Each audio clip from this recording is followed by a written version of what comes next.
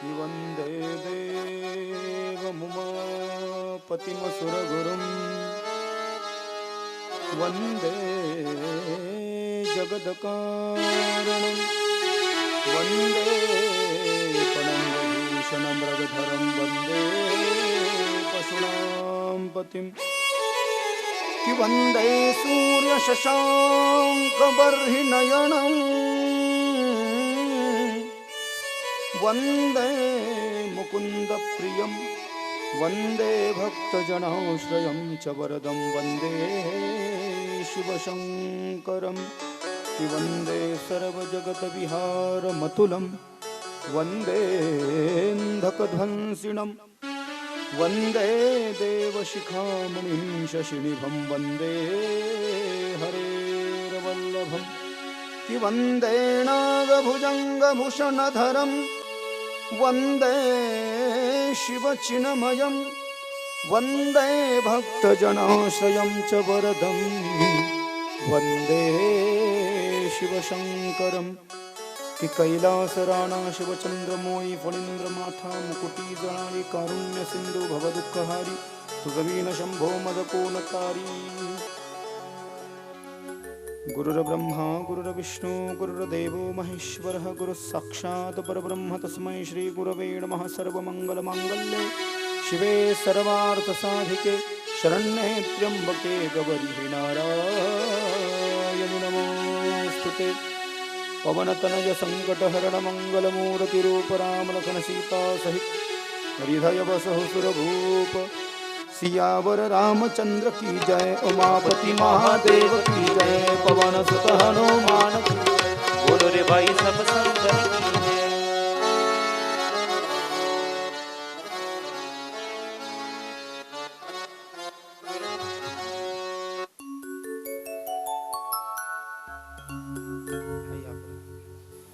दूसरे दिन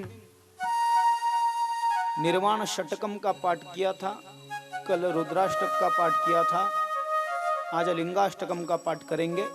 लिंगाष्टकम जिस शिवलिंग की पूजा की जाती है उस लिंगाष्टक का पाठ करेंगे।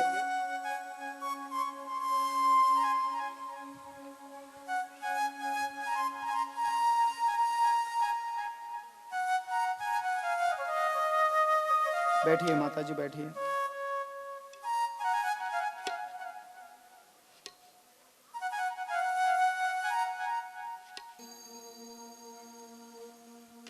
बैठिए बैठिए बाद में लेंगे।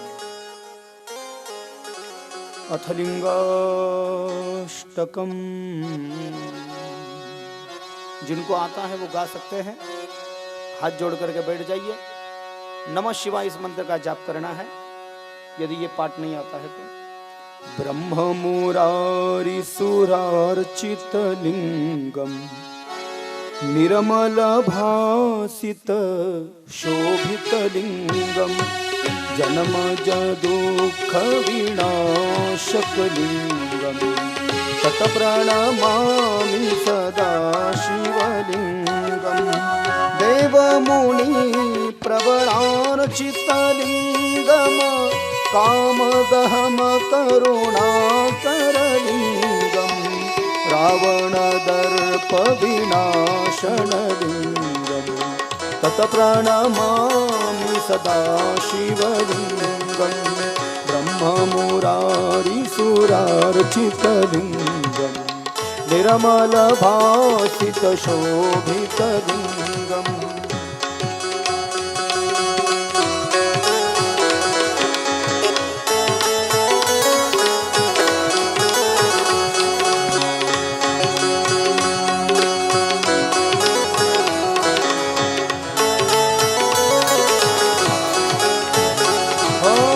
सर्वसुगंधि सुलेपित लिंगम बुद्धि विवर्धन कारण लिंगम सिद्ध सुरासुर वंदित लिंगम तत प्रणमामि सदा शिवलिंगम ब्रह्म मुरारी सुरार्चित लिंगम निर्मल भासित शोभित लिंगम मज दुख विनाशक लिंगम तत्प्रणमामि सदा शिवलिङ्गम्।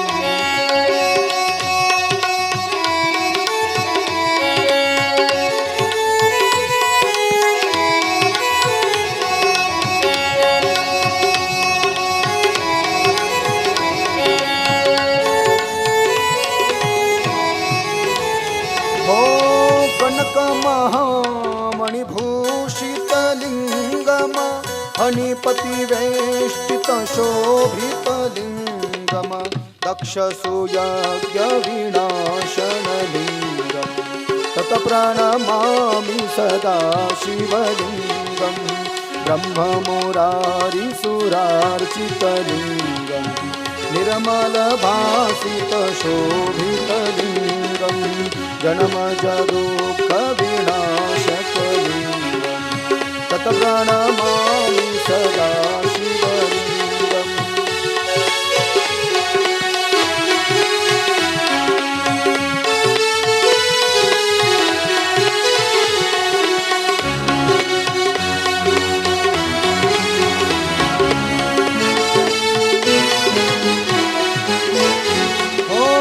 कुङ्कुमचन्दनलेपितलिङ्गम पङ्कजहार सुशोभितलिङ्गं सञ्चितपापविनाशनलिङ्गं तत्प्रणमामि सदा शिवलिङ्गं।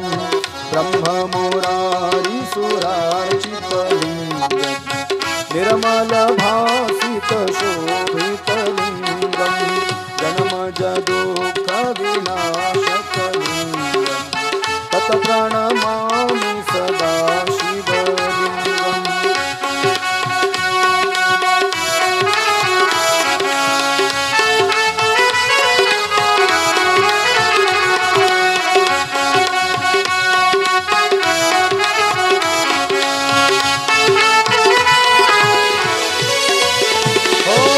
देवगणार्चितसेवितलिङ्गम भावेरभक्तिभिरेव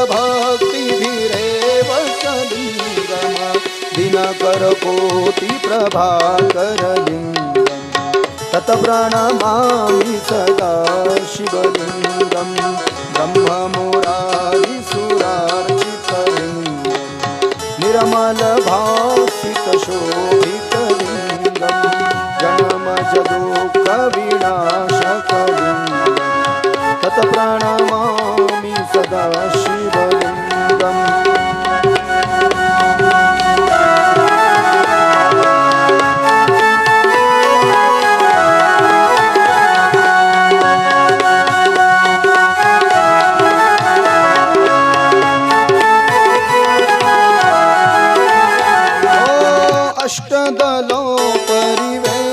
अष्टदलोपरिवेष्टितलिङ्गम सर्वसमुद्भवकारणलिङ्गम् अष्टदरिद्रविनाशितलिङ्गं तत्प्रणमामि सदा शिवलिङ्गम्। ब्रह्ममुरारिसुरार्चितलिङ्गं निर्मलभासितशोभितलिङ्गं जन्मजदुःखविनाशकलिङ्गं तत्प्रणमामि सदा शिवलिङ्गम्।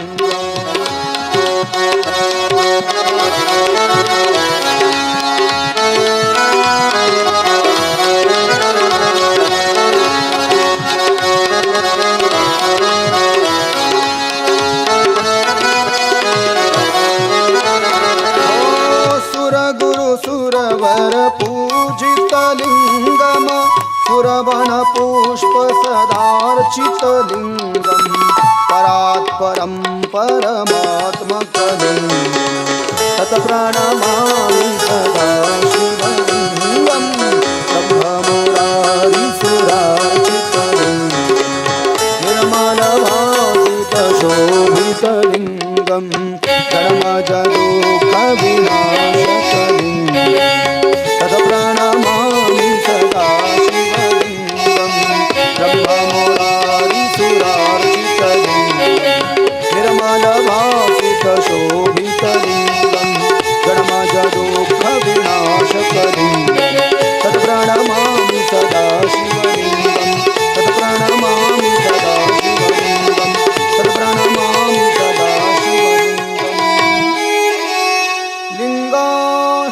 सर्वमिदं पुण्यं यः पठेत शिवसन्निधां शिवलोकमवाप्नोति शिवेन सह मोदते। नमः कुञ्जविहारिणे स्वामी श्री हरिदासाय गुरुनाम गुरवे नमः। श्री राधे मेरी स्वामिनी और मैं राधे जू को दास, जन्म जन्म मोहे दीजियो श्री चरणन को वास, श्री वृंदावन को वास। भक्त भक्ति भगवंत गुरु चतुर नाम वपु एक, इनके पद वंदन किए नासत विघ्न अनेक। जय जय श्री राधा रमण जय जय श्री नवल किशोर, जय गोपिका चित चोर प्रभु जय जय माखन चोर। बड़े भाव से प्रेम से दोनों हाथ उठाकर भगवान की जय जयकारा करेंगे। पार्वती पतये हर हर महादेव, पशुपतिनाथ भगवान, सोमनाथ महादेव की, त्र्यंबकेश्वर भगवान की जय, कृष्णेश्वर महादेव की, शुमहापुराण भगवान की जय, सदगुरुदेव भगवान की, अपने अपने माता पिता की जय। जय श्री राधे जय जय श्री राधे जय जय श्री राधे। पुंडलीक वरद हरि विठ्ठल श्री ज्ञानदेव तुकाराम पंढरीनाथ भगवान की जय। माऊली ज्ञानेश्वर महाराज की जय। जगत गुरु तुकाराम महाराज की जय। शांति परब्रह्म एकनाथ महाराज की जय। अवधूत चिंतन श्री गुरुदेव दत्त दत्त दत्त दत्त श्री राधे।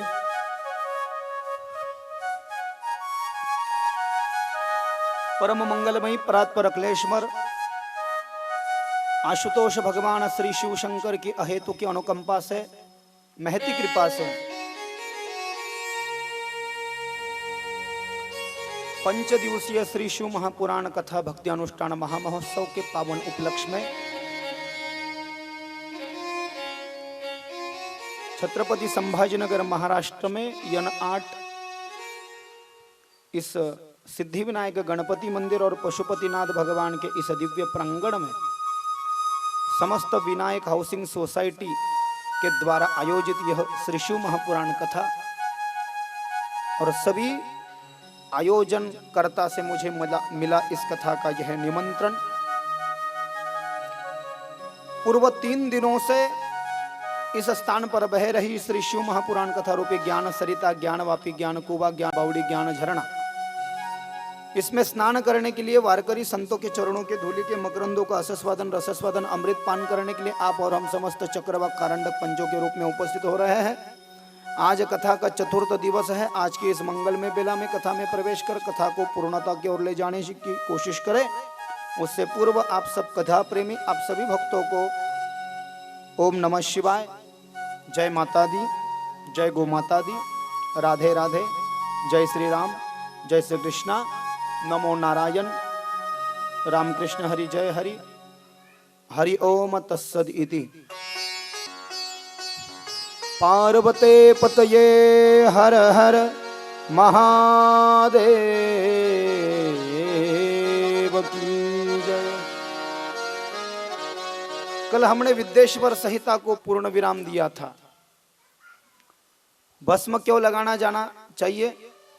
तो अंततो गतवा शरीर की राख ही होनी है, शरीर की रक्षा होनी है और शरीर को स्मशान में जाना है, इसलिए भस्म लगाना है। स्वाध्याय होता है ना, स्वाध्याय। कल ही मैं पढ़ रहा था, कल ही मैं स्वाध्याय कर रहा था। स्वाध्याय जोशी काकू मुझे कल कह रहे थे कि पीसा देवी में कथा हुई, आपने जो यहाँ पर कहा वो वहां पर नहीं कहा। उनको हमने कहा हम मोरारी बापू के शिष्य हैं, हम उनको मानते हैं, हम ऐसे किसी भी कथाकार को नहीं मानेंगे जो शास्त्र की व्याख्या नहीं करेंगे, हम उनको नहीं मानेंगे। कल ही मैं स्वाध्याय कर रहा था, ये जो त्रिपुंड है, त्रिपुंड, मैं कल घर पे जाने के बाद में कोई इसका साइड इफेक्ट ना हो, क्योंकि चंदन यदि कोई हल्का खराब रहा हो तो उससे कुछ इफेक्ट्स आ सकते हैं। लेकिन मैंने पढ़ने में ऐसा आया कि यदि बहुत बड़ा दुस्वप्न हो रहा है, स्वप्न दोष हो रहा है, स्वप्न में बड़ी बड़ी गलत चीजें दिखाई दे रही है, तो आप जो शाम के समय भस्म लगाते हो ना या त्रिपुंड लगाते हो, उसको धोना नहीं है, उसको वैसे ही रखना है। भस्म और ये त्रिपुंड लगा करके सो जाना। इससे एक फायदा होता है, यदि आधा सर भी जो दुखता है ना आपका, आधा सर बहुत सारे लोगों का दुखता है, आधा सर वो दुखना कम हो जाता है। मैं कल काशी खंड के भी टीका का अवलोकन कर रहा था। काशी खंड में मैंने स्कंद पुराण का अवलोकन किया, मैंने लिंग पुराण का अवलोकन किया, मैंने शिव महापुराण का अवलोकन किया, और मैं भगवान से प्रार्थना भी कर रहा था कि भोलेनाथ कहीं मुझे मिल जाए, कि कहीं मुझे मिल जाए कि वह भोलेनाथ की पूजा स्पर्श करके की जा सकती है। लेकिन मुझे कहीं मिला नहीं कि भोलेनाथ के शिवलिंग को स्पर्श करना चाहिए। बिना पुजारी के तो कोई इसको स्पर्श नहीं कर सकता, ये मैं आपसे सत्य कह रहा हूं। लेकिन देखिएगा, इसलिए तो मैंने कल कहा कि आप स्नान करके जाइएगा, तुरंत स्नान कीजिएगा, और स्नान करके आप शिवलिंग की सीढ़ी चढ़ लीजिएगा। आपको दोष नहीं होगा, बिल्कुल दोष नहीं लगने वाला, क्योंकि शिव की जो पिंडी है, शिव का जो लिंग है वो क्या है, पहले उसे जानिएगा। भैया क्यों सीटी आ रही है? पहले अच्छा था। श्री राधे।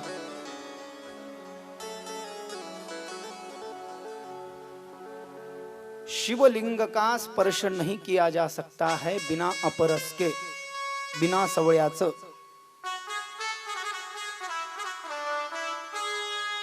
काशी खंड के 80 अध्याय है, पढ़ लेना, उसका टीका अवलोकन कर लेना। शिव लीलामृत भी देख लेना, कहीं कुछ मिल जाए। शिव महापुराण पढ़ लेना, स्कंद पुराण पढ़ लेना, लिंग पुराण पढ़ लेना, जिसमें शिव की चर्चा की गई है।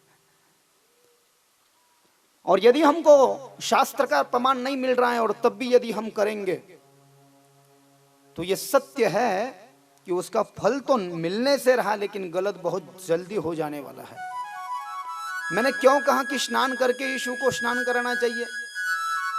स्नान करके ही यदि आप शिव को स्नान कराते हैं तो बड़ी प्रसन्नता पूर्वक आपका जो मन है, आपकी जो कामना है, वो पूरी कर देते हैं भोलेनाथ। इसमें कोई दो राहें नहीं है, कोई संदेह नहीं है।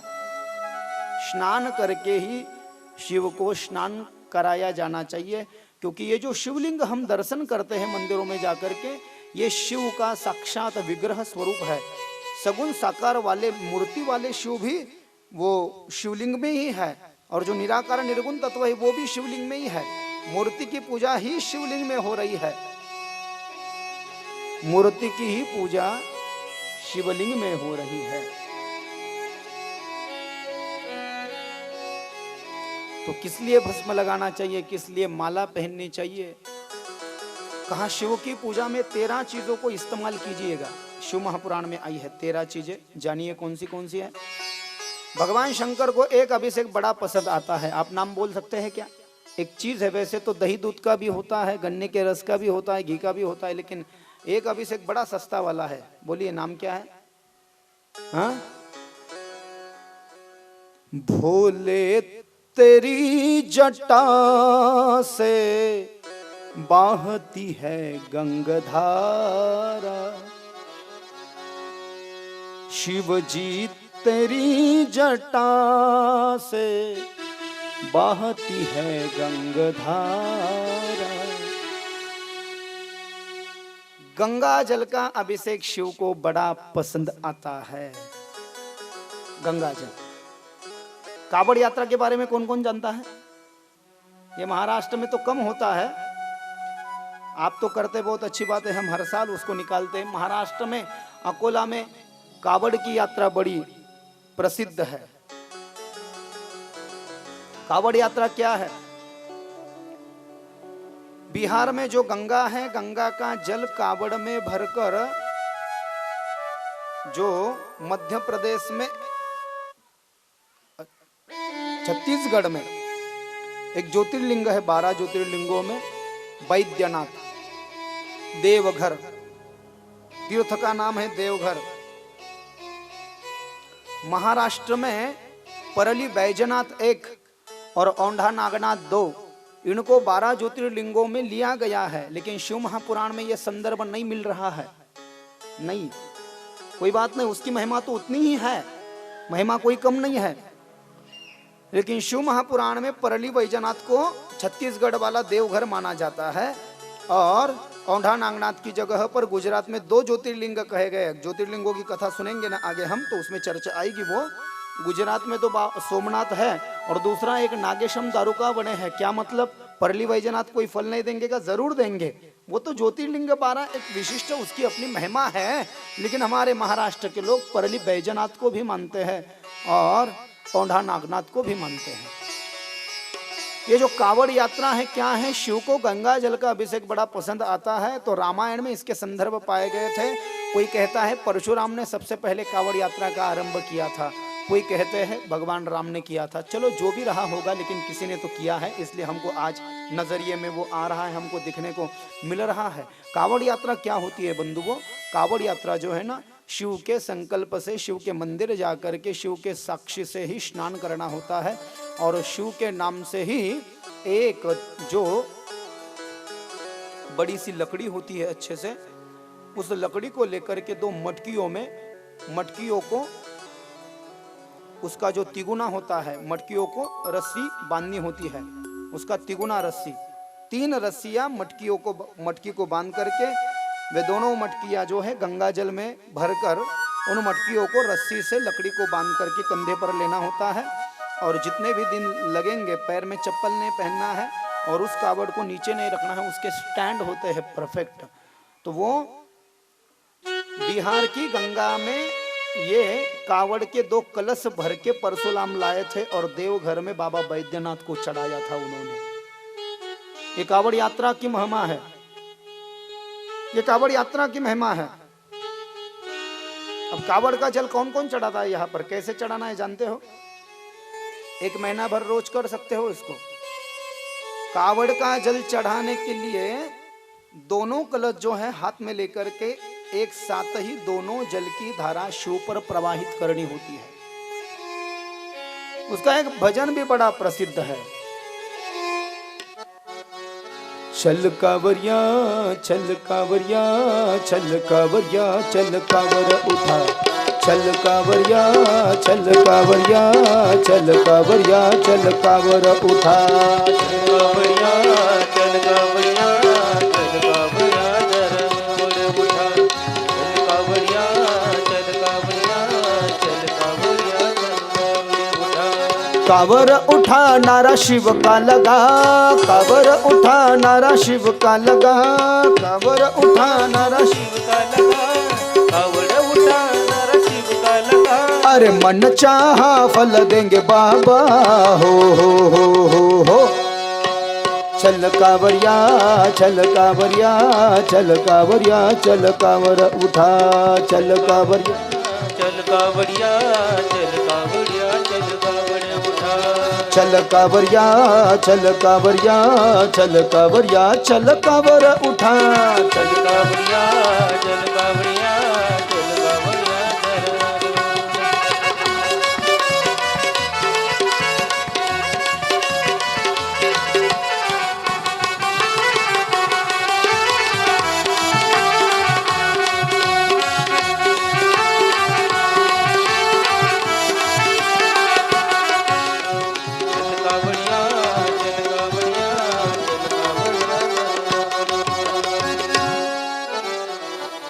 चल कावडी वाल्या चल कावडी वाल्या चल कावडी वाल्या चल कावड उचल, चल कावडी वाल्या चल कावडी वाल्या चल कावडी वाल्या चल कावड उचल, कावड उचल मुखाने शंकर शंकर म्हण, कावड उचल मुखाने शंकर शंकर म्हण, मनातील इच्छा पूर्ण करतील शंकर, हो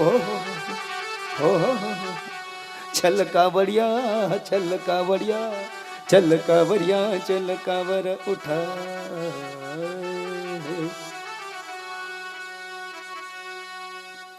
कल कोई बहन मुझसे पूछ रही थी यहाँ पर आकर के कि महाराज मैं महामृत्युंजय का जाप कर सकती हो क्या, हवन कर सकती हो क्या? अब हम बड़े आसानी से मिल जाते तो लोग हमको घेर लेते हैं। मैंने बोला शास्त्र तो नहीं कहता है ऐसे, लेकिन स्नान करने के बाद में कोई 1-2 माला कर भी ले तो कोई बात नहीं होती। स्नान में शुचिता कही है। हम यहाँ पर ओम नमः शिवाय का जाप कर रहे, क्यों कर रहे जानते हैं? क्योंकि हम ज्ञान सरिता में गोते लगा रहे हैं। ये ज्ञान सरिता है। घर पर जो जो स्नान किया जाता है वो तो कर्म गंगा है। कर्म गंगा से हम शरीर के पापों को धोते हैं, लेकिन ये ज्ञान रूपी सरिता ये तो मन को धोने वाली है, धोकर ही रहेगी। कोई दो राय संदेह नहीं इसमें। कल मैं बोलते बोलते रह गया कि ओम माता न कहे और आदमी लोग ओम कहे, ऐसे नहीं है कि आदमी को भी पूरी छूट दी है। अरे आचार्य ब्राह्मण लोग जो संध्या करते हैं और ओम ये जो बीज मंत्रों का राजा है ना, तो कहा यदि कोई ब्राह्मण गायत्री मंत्र का जाप करना चाहता है संध्या के अंतर्गत तो 108 बार यदि उसको जाप करना है तो वो ब्राह्मण भी गायत्री मंत्र की एक माला जब करेगा ना तो वो ध्यान दे कि 8 बार ही उसको ओम लगाना है, माने कि बीज मंत्र लगाना है, और बाकी 100 बार जो है भूर्भुवः स्वः ही गाना है, ऐसा वेद में लिखा है। और क्यों नहीं गा सकती माता बहने ओम नमः शिवाय?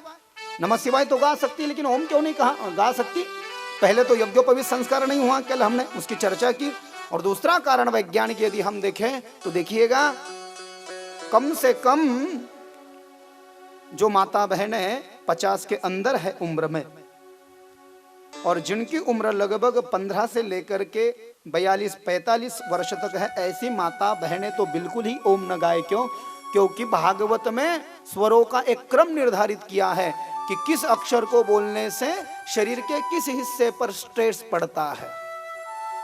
बात को समझ रहे हो ना? भागवत में जो स्वर और व्यंजन हम हैं, तो किस अक्षर को गाने से शरीर के किस हिस्से पर स्ट्रेस होता है। कौन सा अक्षर गाएंगे तो गले में खराश आएगी, किस अक्षर को गाएंगे तो हृदय में प्रेशर होगा, किस अक्षर को गाएंगे तो नाभि पर प्रेशर होगा। आप देखिएगा, आप ओम बोलिएगा, ओम बोलते बोलते बोलते पहले धीमे धीमे से बोलिएगा, उसकी स्पीड बढ़ाइएगा। जब ओम की स्पीड बढ़ जाएगी ना तो माता बहनों आप महसूस कर पाओगी कि ओम जो है, ओम ये नाभि से निकल रहा है। और शास्त्र कहता है, विज्ञान भी कहता है कि नाभि के स्थान के नीचे ही हमारी माता बहनों का गर्भाशय होता है। उस गर्भ पर उसके विपरीत परिणाम न हो और नवजात शिशु के जन्म में कोई दिक्कत बखेड़ा न खड़ा हो, इसलिए विज्ञान भी कहता है ओम न गाए। कोई गलत अर्थ उसका नहीं लेना है, कोई भेदभाव भी नहीं है, कोई पार्शलिटी भी शास्त्र ने नहीं की है। जननी जन्मभूमिश्च स्वर्गादपि गरीयसी, जननी जन्मभूमिश्च स्वर्गादपि गरीयसी। माता तो बड़ी पवित्र है। हर चीज का वैज्ञानिक कारण देना भी जरूरी है भैया। अंधश्रद्धा वाला जमाना चल रहा है, करे तो क्या करे, लोग कुछ भी पूछ लेते हैं।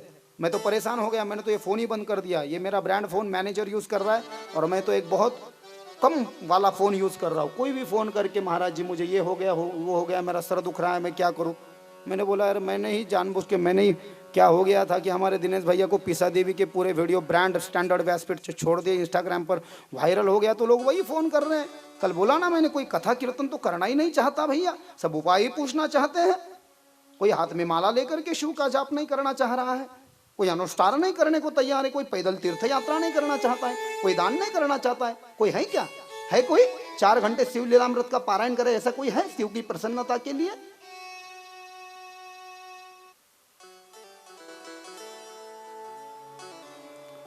ये भी वैसे ही ज्यादा गोलियां खाएंगे तो शरीर जल्दी उसका असर हमारी किडनियों पर होगा, तो ज्यादा उपाय करोगे। मैं विरोध नहीं कह रहा हूं, लेकिन शास्त्र क्या मान्य कर रहा है और शिव महापुराण में क्या लिखा है। हम एक उपाय एक वक्त जरूर करें, और 2 उपाय तो ऐसे हैं शिव महापुराण में, निस्संदेह आप कर सकते हो। आप 16 सोमवार का व्रत कर लेना, निश्चित शिव की कृपा होगी, ये शिव महापुराण भी कह रहा है। और आप पाशुपत व्रत कर लेना, इससे तो भगवान को भी दौड़े चले ही आना है, कोई दो राय नहीं, कोई संदेह नहीं है इसमें, निश्चित रूप से। इसलिए तो कहा हम खुद भी भस्म लगाए, हम खुद रुद्राक्ष पहने, हम खुद बेल का पत्ता शिव को चढ़ाए। कल विज्ञेश्वर संहिता को पूर्ण विराम दिया था। रुद्र संहिता के सृष्टि खंड में हम प्रवेश कर रहे हैं, और सृष्टि खंड में आगे जो हम बहुत बार सुन चुके हैं कि महादेव से ही भगवान नारायण का जन्म है और नारायण से ही ब्रह्मा का जन्म है। यहाँ पर नारद जी की तपस्या का संकेत है। नारद जी हिमालय की गुफा में गए, उन्होंने तपस्या की, कामदेव उनकी तपस्या भंग नहीं कर पाया। क्यों भंग नहीं कर पाया? इसका कारण यह कहा शिव महापुराण में, सूत जी कह रहे हैं सभी संतों को, नए तीर्थराज प्रयाग में, कि भगवान शंकर जब सती का देहांत हो गया था, माँ सती ने अपने शरीर का त्याग कर दिया था हवन कुंड में, तो सती का वो जाने का सदमा शिव बर्दाश्त नहीं कर पाए। और सती चली गई शिव को छोड़ करके, इसलिए भगवान शंकर जो है ना समाधि में चले गए। कितने साल समाधि लगाई जानते हो? शिव महापुराण में लिखा है 87,000 दिव्य वर्ष। 87,000 दिव्य वर्ष शिव जो है ना, शिव समाधि में रहे। इतना डेडिकेशन होना चाहिए कि पत्नी चली गई तो वो क्या कोई हड्डे ये नहीं है शरीर वाली, कोई उसमें रक्त धमनियों में ऐसी पत्नी नहीं है वो जन्म। शिव सती जो है वो शक्ति है, और शिव जो है ये शिव परमात्मा है तो शक्ति प्रकृति है। आगे कथा आएगी। ये संसार कैसे बना है जानते हो क्या?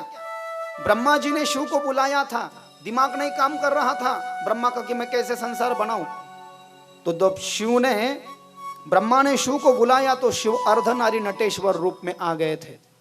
अर्धनारी नटेश्वर माने कि एक ही शिव है, लेकिन शरीर का दाहिना हिस्सा जो है, दाहिना वो है शिव, और बाया हिस्सा जो है ना, बाया हिस्सा है पार्वती।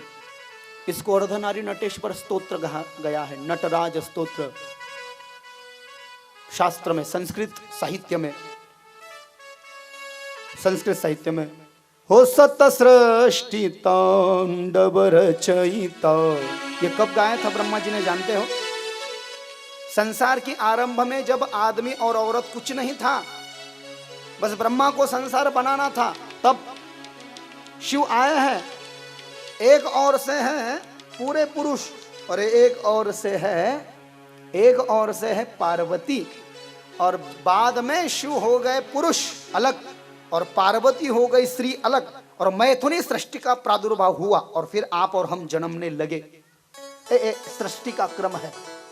तो ब्रह्मा जी ने गाया था अर्धनारी नटेश्वर स्तोत्र। नटराज नाच रहे हैं, शिव हाथ में त्रिशूल लेकर के डमरू बजा रहे हैं।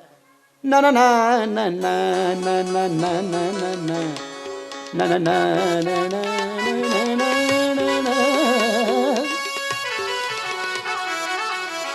सृष्टि के प्रारंभ में ही नटराज स्तोत्र। 87,000 दिव्य वर्ष समाधि में रहे। तारकासुर का जन्म हुआ, वरदान मांगा, तारकासुर मरेगा तो कैसे मरेगा? शिव के पुत्र के हाथ से मरेगा। अरे भैया, लेकिन उनकी पत्नी नहीं है ना, तो सती ही पार्वती बनने वाली थी। आगे अब उसी कथा में जा रहे हैं। कामदेव तपस्या भंग करने को गए तो शिव ने तीसरी नेत्र खोली। क्यों? काम का नंबर तीसरा है, धर्म अर्थ काम, और तीसरी नेत्र से काम को भस्म किया था। शिव ने जिस जिस जगह पर देखा था, सूत जी कह रहे शिव महापुराण में, रुद्र संहिता में, उस जगह पर काम का कुछ नहीं चलता था। और शिव की पूजा हम क्यों करें जानते हो? शिव की पूजा हम इसलिए करें कि हमारे जीवन में विरागता आ जाए, वैराग्य की भावना जग जाए। इस संसार में यदि कोई वैराग्य दे सकता है तो वो शिव ही दे सकता है, लेकिन नियमों के साथ। वैराग्य देने वाला देवता संसार में यदि कोई है तो शिव। जो पहली पत्नी सती हवन में छलांग लगा देती है, तो चली गई सती इसलिए नहीं कि मैं अब दोबारा इस संसार के झमेले में नहीं पड़ना चाहता, प्रायश्चित के रूप में 87,000 दिव्य वर्ष तक जो शिव समाधि कर सकते हैं, ऐसा कौन हो सकता है इस संसार में? पूर्ण विराग। ये शुकाचार्य जो है ना भागवत में, जिन्होंने राजा परीक्षित को संसार में सबसे पहले श्रीमद् भागवत कथा का अमृतपान कराया, ये शुकाचार्य भी जो है ना, वो शिव के ही अवतार कहे गए हैं। शुकासारी के पूर्ण वैराग्य जाचे, वशिष्ठा परिज्ञान योगेश्वराचे, कवि वाल्मीका सारिखा मान्य ऐसा नमस्कार मासा तया रामदासा। नारद को लगा मैंने ही काम को जीत लिया है। नारद सबको बोलता फिर रहा था मैंने काम को जीत लिया, काम को जीत लिया। अब वास्तविक जीता है या नहीं, ये देखने के लिए भगवान विष्णु ने और शिव ने 2 सेवक इसके पीछे छोड़ दिए। देखो ये बाबा है, लगता है बाबा सटिया गया है। बाबा है तो कथा कीर्तन कहे, बाकी काम न करे। अब अच्छा बाबा था, रामायण भागवत गाता था, अब तो कह रहा मैंने काम को जीत लिया, काम को जीत लिया। वास्तविक जीत लिया या नहीं जीत लिया देखेंगे। नारद की परीक्षा करने के लिए रास्ते में एक मायावी नगर का निर्माण किया भगवान शिव ने। 400 योजन, 400 कोस वह नगर था। उस नगर के राजा हुए शीलनिधि और कन्या का नाम हुआ विश्व मोहिनी। अब जिसने काम को जीत लिया है उसके मन में विवाह की भावना नहीं आनी चाहिए, सही है ना? अब ये नारद ने उस नगर को देखा और देवर्षि नारद नगर में जा घुसे, कोई महात्मा आ गया है यह जान करके राजा ने आसन दिया, पाद प्रक्षालन कुमकुम तिलक किया और अपनी कन्या को देवर्षि नारद के सामने लाया।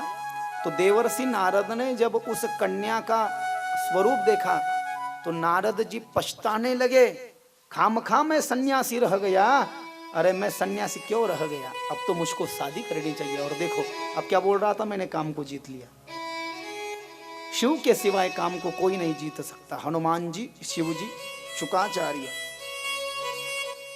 जो सन्यासी नारद अभी कहते फिर रहे थे मैंने काम को जीत लिया, मैंने काम को जीत लिया, वे नारद शादी करने की इच्छा करने लगे।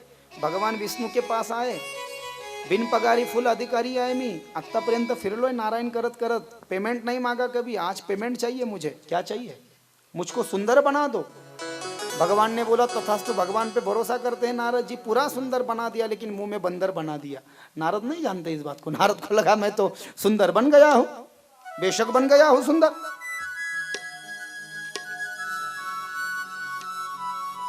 देवर्षि नारद उस राज दरबार में जाकर के बैठ गए। नारद जी को लगा वो कन्या मेरे गले में वरमाला पहनाएगी, लेकिन नहीं पहनाया। भगवान नारायण आ गए, राजकुमार के रूप में उस कन्या को ले गए।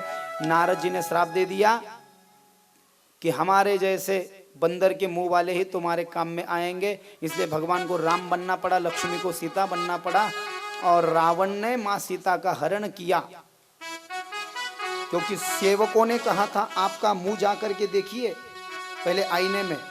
तो देखा तो मुंह में बंदर बन चुके थे। नारद पश्चाताप हुआ, भगवान को मैंने श्राप दे दिया है, प्रायश्चित कैसा करोगे? कोई गलती भी हो जाए ना तो भगवान की शरणागत होना, भगवान की शरण में चले जाना और भगवान को कहना एक भी दिन हमारे जीवन में ऐसा न हो कि जिस दिन हमारी जिह्वा पर शिव का नाम न आए। एक दिन भी नहीं होना चाहिए। ऐसी सुबह न आए न आए ऐसी शाम, ऐसी सुबह न आए न आए ऐसी शाम, जिस दिन जुबान पे मेरे न आए शिव का नाम। ऐसी सुबह न आए न आए ऐसी शाम, ऐसी सुबह न आए न आए ऐसी शाम, ऐसी सुबह न आए न आए ऐसी शाम, जिस दिन सुबह पे मेरे आए न शिव का नाम। ऐसी सुबह न आए न आए ऐसी शाम।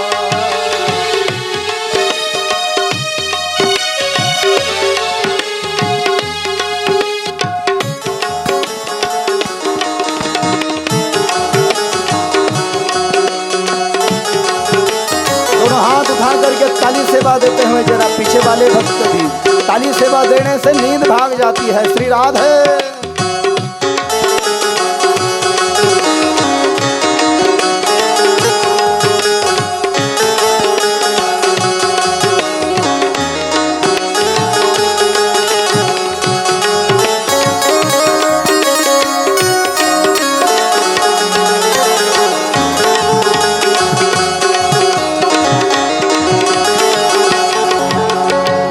मंदिर में पास है तेरा, तेरी छवि बसाई।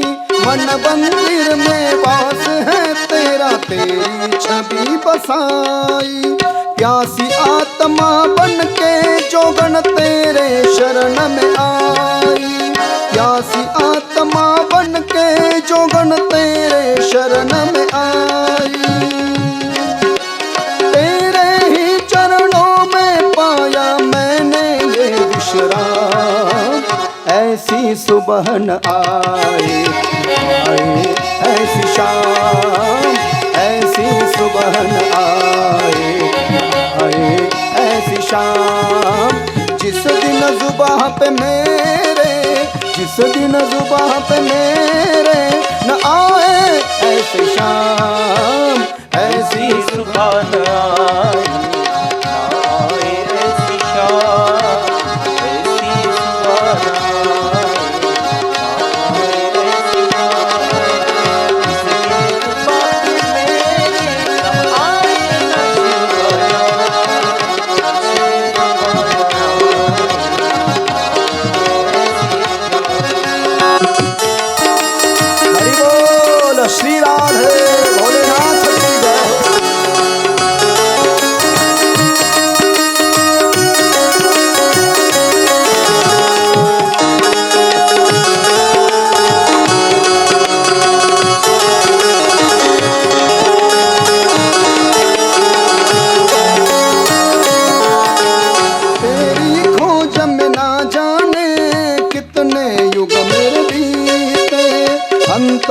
काम क्रोध मत हारे, हे भोले तुम जीते।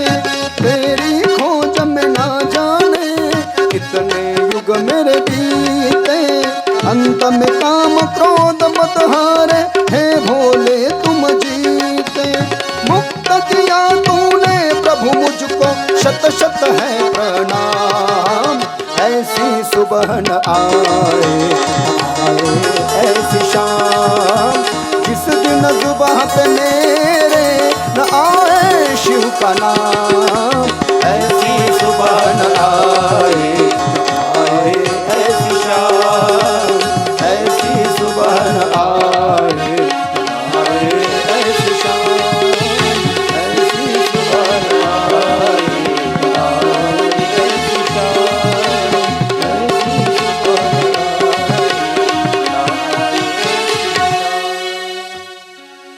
मराठीमध्ये सुंदर अर्थ होईल या भजनाचा. आशी सकाळ न येवो रे महादेवा, न येवो अशी संध्याकाळ. ज्या दिवशी मुखाला माझ्या, ज्या दिवशी मुखाला माझ्या न येवो शंकराच नाम.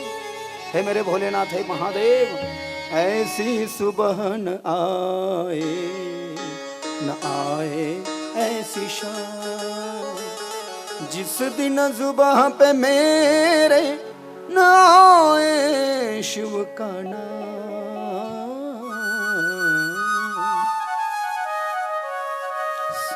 तो कहा है पश्चाताप कैसे करेंगे, तो भगवान का नाम लेकर ही पश्चाताप होगा.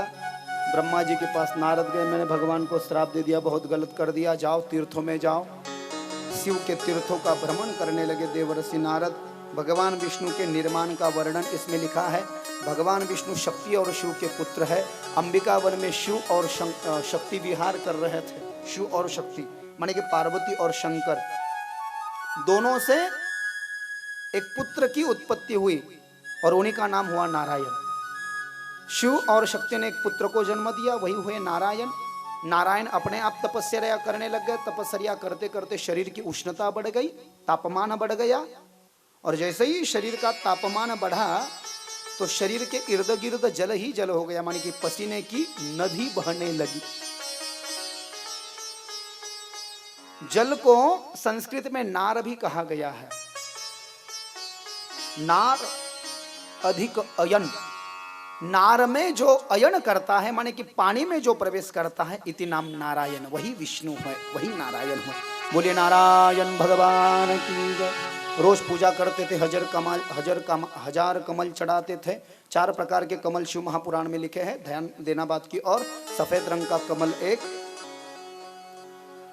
एक नीले रंग का कमल 2, लाल रंग का कमल 3 और पीले रंग का कमल 4. शिव को कौन सा चाहिए? सफेद रंग का कमल शिव पसंद करते हैं. ये सफेद रंग का कमल शिव को रोज चढ़ाते थे 1000. विष्णु जी एक कम हो गया तो आंख चढ़ा दी, प्रसन्न होकर के 3 धाम दे दिए, 24 अवतार का वरदान दे दिया. ये पीला पीतांबर खुद विष्णु का था, नारायण शिव का था, खुद का छोड़ करके दे दिया, ले तू ले ले. और ये सुदर्शन इतना उदार देवता, करुणा का देवता है भगवान भोलेनाथ. इसलिए पूज्य गुरुदेव मुरारी बापू कहा करते हैं, सत्य प्रेम करुणा. सत्य में भगवान राम, प्रेम में भगवान कृष्ण और करुणा में शंकर. क्या मतलब? शिव में करुणा है तो राम और कृष्ण में करुणा नहीं है क्या? है उनमें भी, लेकिन प्रधान करुणा में शिव है, प्रेम में प्रधान भगवान बाके बिहारी गोपाल कृष्ण वृंदावन वाले, और सत्य में भगवान राम है. वचन को निभाने के लिए 14 वर्ष वनवास चले गए, रथ छोड़ दिया, पैर की चप्पल तक छोड़ दी. इतनी सत्यता जीवन में होनी चाहिए. सत्य पर चले, कड़वा है पर सत्य है. आपने इनका नाम सुना है क्या? एक ब्रह्मलीन हो गए, जैन समाज के बड़े साधु हो गए, तरुण सागर जी महाराज. कड़वे प्रवचन उनके नाम को था. वो कड़वा लगता था लेकिन सच्चा था. और किसी शायर ने कहा है, आपके बारे में जिसको बड़ा अच्छा लगता है या आपका जो अच्छा सोचता है, वह आपको मुंह पर ही बोलेगा, पीठ पीछे नहीं बोलेगा. मुंह पर बोलेगा, मुंह पर बोलने से आपको गुस्सा आएगा, लेकिन गुस्सा मानना नहीं. क्यों? क्योंकि वो कल्याण की बात कर रहा है आपकी. और जो लोग आपके पैर को पैर लगा करके बैठते हैं और चाय की चुस्की मारते हैं ना, यहाँ पर तो मीठी छुरी वो बहुत अच्छी बात करेंगे, लेकिन पीठ पीछे वही लोग आपकी निंदा करेंगे, आप यकीन भी नहीं कर पाओगे। सच मानना इस बात को, शास्त्र भी कह रहा है ना इस बात को, जो सामने से बोलेगा, कड़वा बोलेगा, वही तो आपका है मेरे भाई बहनों। ऐसे आपने भी कई अनुभव किया होगा कि फिर विश्वास नाही होता, अरे आणि मग ती कसं काय तसं बोलली असं म्हणायला लागतो आपण, नाही का? असं कसं होईल?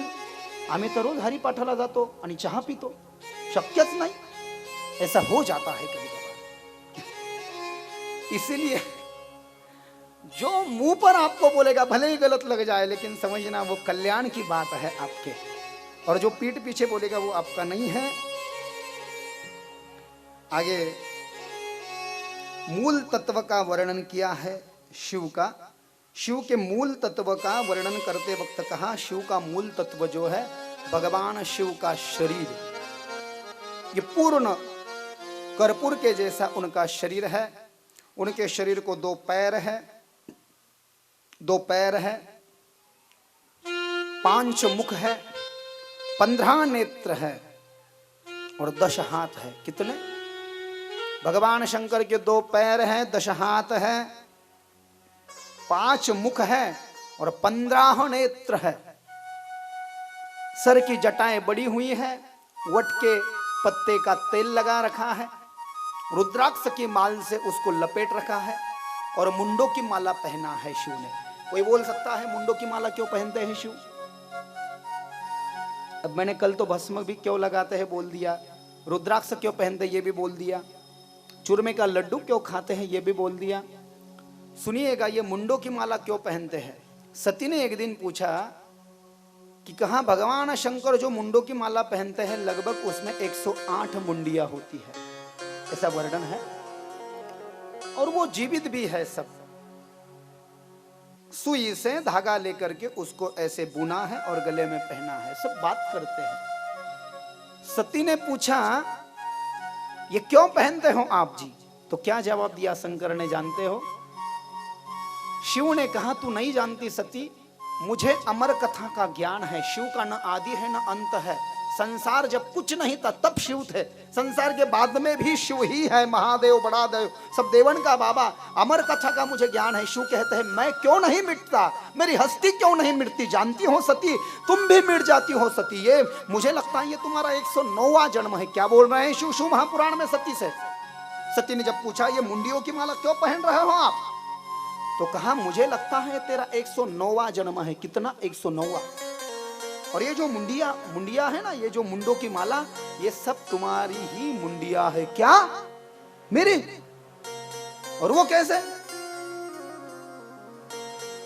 तो भगवान शंकर बोलते हैं हर जन्म में तू सती बनी, हर कल्प में तू सती बनी, युगों युगों में तू सती बनी, मैं तेरा शिव बना, तूने मुझसे प्रेम विवाह किया। संसार का सबसे पहला प्रेम विवाह, पवित्र प्रेम विवाह, बहुत ध्यान दे करके सुनना। प्रेम विवाह की शुरुआत ही शिव ने की है, लेकिन ये पवित्र प्रेम विवाह है। हम जो करते हैं वो बोगस है। हाँ, इट्स एन रियल फैक्ट। ये पहला संसार का पवित्र प्रेम विवाह है सती और शिव का। और दूसरा किसने किया था? आज हम लगा करके आए हैं। रुक्मिणी ने प्रेम पत्र लिखा था ठाकुर जी को। एक गुजरात से दूल्हा बुलाया था महाराष्ट्र में, व्हाट्सएप भी नहीं था तब। 8 श्लोक लिखा है, 8, और 8 श्लोकों में भगवान को बुलाया है। और ऐसा प्रेम पत्र लिखा हमारी माँ रुक्मिणी ने मेरे बाके बिहारी ठाकुर कृष्ण गोविंद को कि क्या कहना। वो पत्र जो है ना, आज भी ठाकुर ने, द्वारकाधीश ने अपने हृदय से समेट करके रखा है। ऐसे हमारे मनीषी योगी जपी तपी सन्यासी मानते हैं। क्यों?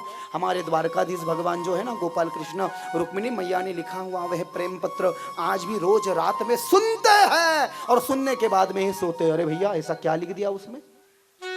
क्या लिख दिया ऐसा उसमें? श्रुत्वा गुणान भुवन सुंदरम शृण्वन्तं ते कर्ण विवरहे हरतोंगतापम। रुक्मिणी उवाच, रुक्मिणी लिख रही है, हे ठाकुर जी, सुनने वाले के मुख से मैंने आपके सुंदरता का वर्णन सुना है, और आपके सुंदरता का वर्णन सुनकर के मैं तो डर गई हूँ। मेरे पैरों के नीचे से जमीन खिसक गई है। मुझे तो लगा कि संसार में सबसे सुंदर दुल्हन मैं ही हूँ, लेकिन आप मुझसे भी सुंदर है ये सुनकर के मैं डर गई हूँ। लेकिन करूँ तो क्या करूँ? आपको लगता होगा कि आप दुनिया में सबसे सर्वश्रेष्ठ दुल्हा हो, तो मैं भी कोई कम नहीं हूं। मेरे सामने भी बाकी सब जो महिलाएं हैं ना, वो चाय पानी कम है, पानी कम चाय है। ऐसा रुक्मिणी ने नहीं लिखा है, लेकिन कुछ शब्द बदल करके रुक्मिणी माँ कह रही हैं, मेरा भी सौंदर्य ऐसा है कि 27 नक्षत्र मेरे सामने पानी भरे। आपकी और मेरी जोड़ी यदि जम जाए तो बात बन जाए। आप आइए, मुझे ले जाइए। आप यदि नहीं आए तो मैं मर जाऊंगी। आप शेर हो, मैं आपकी शेरनी हूं, और आपके बुआ का बेटा जो शिशुपाल है वो श्वान है। शेरनी शेर की होती है, श्वान की नहीं होती है। और कौन सा दूल्हा है, कौन सा दूल्हा ऐसा है जो कोई पत्नी इतना वर्णन करे और स्तुति करे तो दूल्हा पतिदेव को तो अच्छा ही लगेगा ना, सर को अच्छा ही लगेगा ना, इसलिए सुनते हैं, रोज रोज सुनते हैं। दुनिया का सबसे पहला पवित्र प्रेम विवाह भगवान शंकर और सती का है, और दूसरा प्रेम विवाह भगवान कृष्ण और मां रुक्मिणी का है। मूल तत्व का वर्णन किया,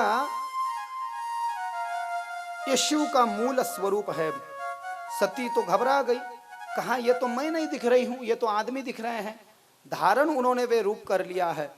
जब मैंने तुझे अपने कंधे पर धारण किया था तो नारायण ने 108 तीर चला दिए थे, तेरे शरीर के 108 टुकड़े हो गए हैं। लेकिन हर जन्म में जब तेरे शरीर के अंग छिन्न भिन्न हो जाते हैं तो तेरा सर मैं कहीं नहीं जाने देता हूँ। तेरा वो सर मैं संभाल करके रखता हूँ और उसे अपने गले में पहनता हूँ। माने कि इतना प्रेम तुझ पर मैं करता हूँ, ये देख। और आप क्यों नहीं मरते? क्योंकि मुझे अमर कथा का ज्ञान है। अमर कथा शिव महापुराण में वर्णन नहीं है। कनेक्शन टू दी बाबा अमरनाथ, बाबा बर्फानी, ये अमर कथा वहां पर सुनाई है।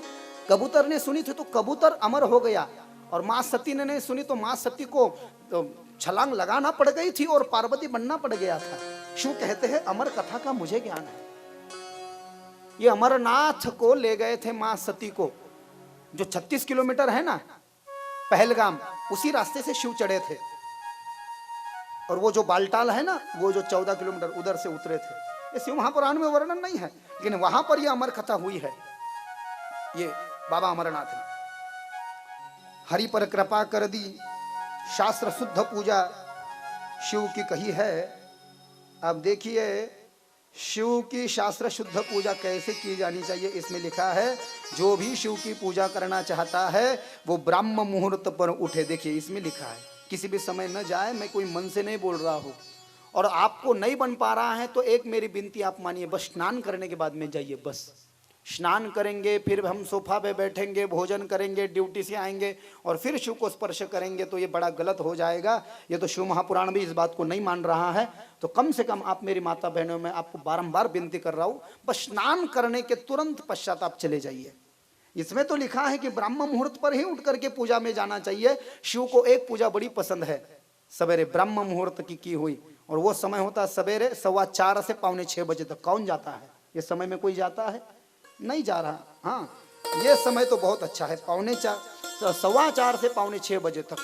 ब्राह्म मुहूर्ते साया निद्रा पुण्यक्षय कारिणी तम करोति द्विजो मुहाद पाद कृच्छेन शुद्ध्यति। मंगल में स्नान करना चाहिए और स्नान करते करते शिव सहस्त्र नाम का पाठ करना चाहिए। देखो क्या कर रहे हैं, शिव के भक्त हैं ना आप, तो आपको सवेरे उठना चाहिए 6 बजे से पहले। 6 बजे के बाद में सोना बड़ा दोष कहाँ है शिव भक्तों को? वो स्नान करे और स्नान करते करते शितिकंठाय नमः, नीलग्रीवाय नमः, वृषभध्वजाय नमः, पार्वतीनाथाय नमः, अंबिकानाथाय नमः, पशुपतिनाथाय नमः।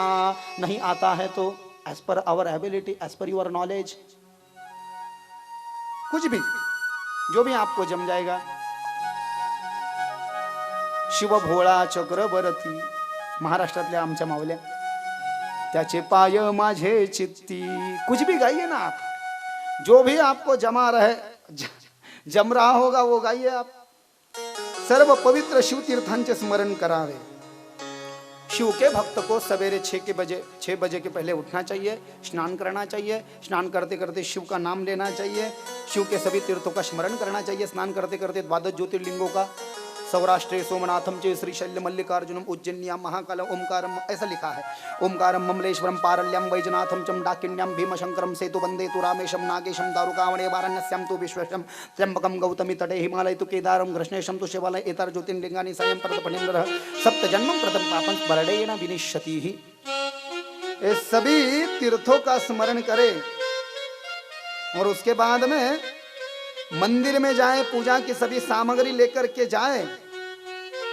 अब एक काम करना है, मुझे जवाब देना है आपको, आपकी शिव की पूजा सफल हो रही है या नहीं हो रही है? हो रही है आपको लगता है, लेकिन शिव महापुराण कह रहा है कैसे होगी। हम पूजा में जा रहे हैं तो हमको महादेव तो फ्री नहीं मिल रहे हैं, कोई ना कोई वहां पर हमारे पहले से बैठा ही है, और उसने क्या किया है, उसने पूजा की है, उसने श्रृंगार किया है शिव का। अब देखिएगा, उसने शिव का श्रृंगार किया है, वो पूजा शिव को मिल भी नहीं पा रही है पूरी की, दूसरा भक्त जा रहा है और उसको निकाल दे रहा है। सच या झूठ? सच या झूठ बोलिए ना, सच या झूठ? अब देखिए, जिसने शिव की पूजा की है तो कहा शिव की गई पूजा कम से कम एक मुहूर्त तक रहे। भैया एक मुहूर्त, कम से कम 15 मिनट, उससे कम, उससे कम, उससे कम, उससे कम क्या हम रहने दे रहे हैं उसको? बात इसमें लिखी है।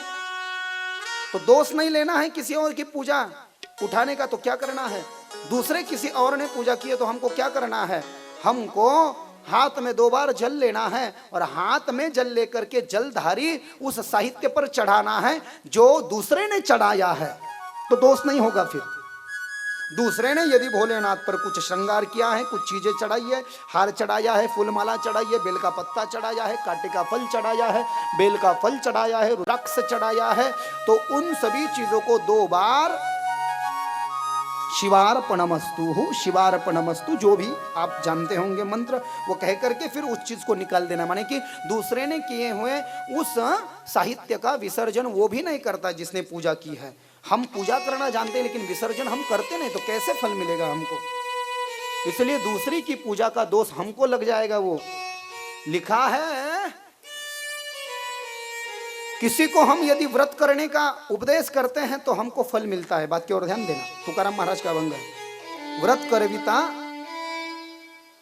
करविता अर्ध पुण्य भेटे, व्रत मोडिता दोघे नरका जाती। क्या लिखा है? तुकाराम महाराज का अभंग है।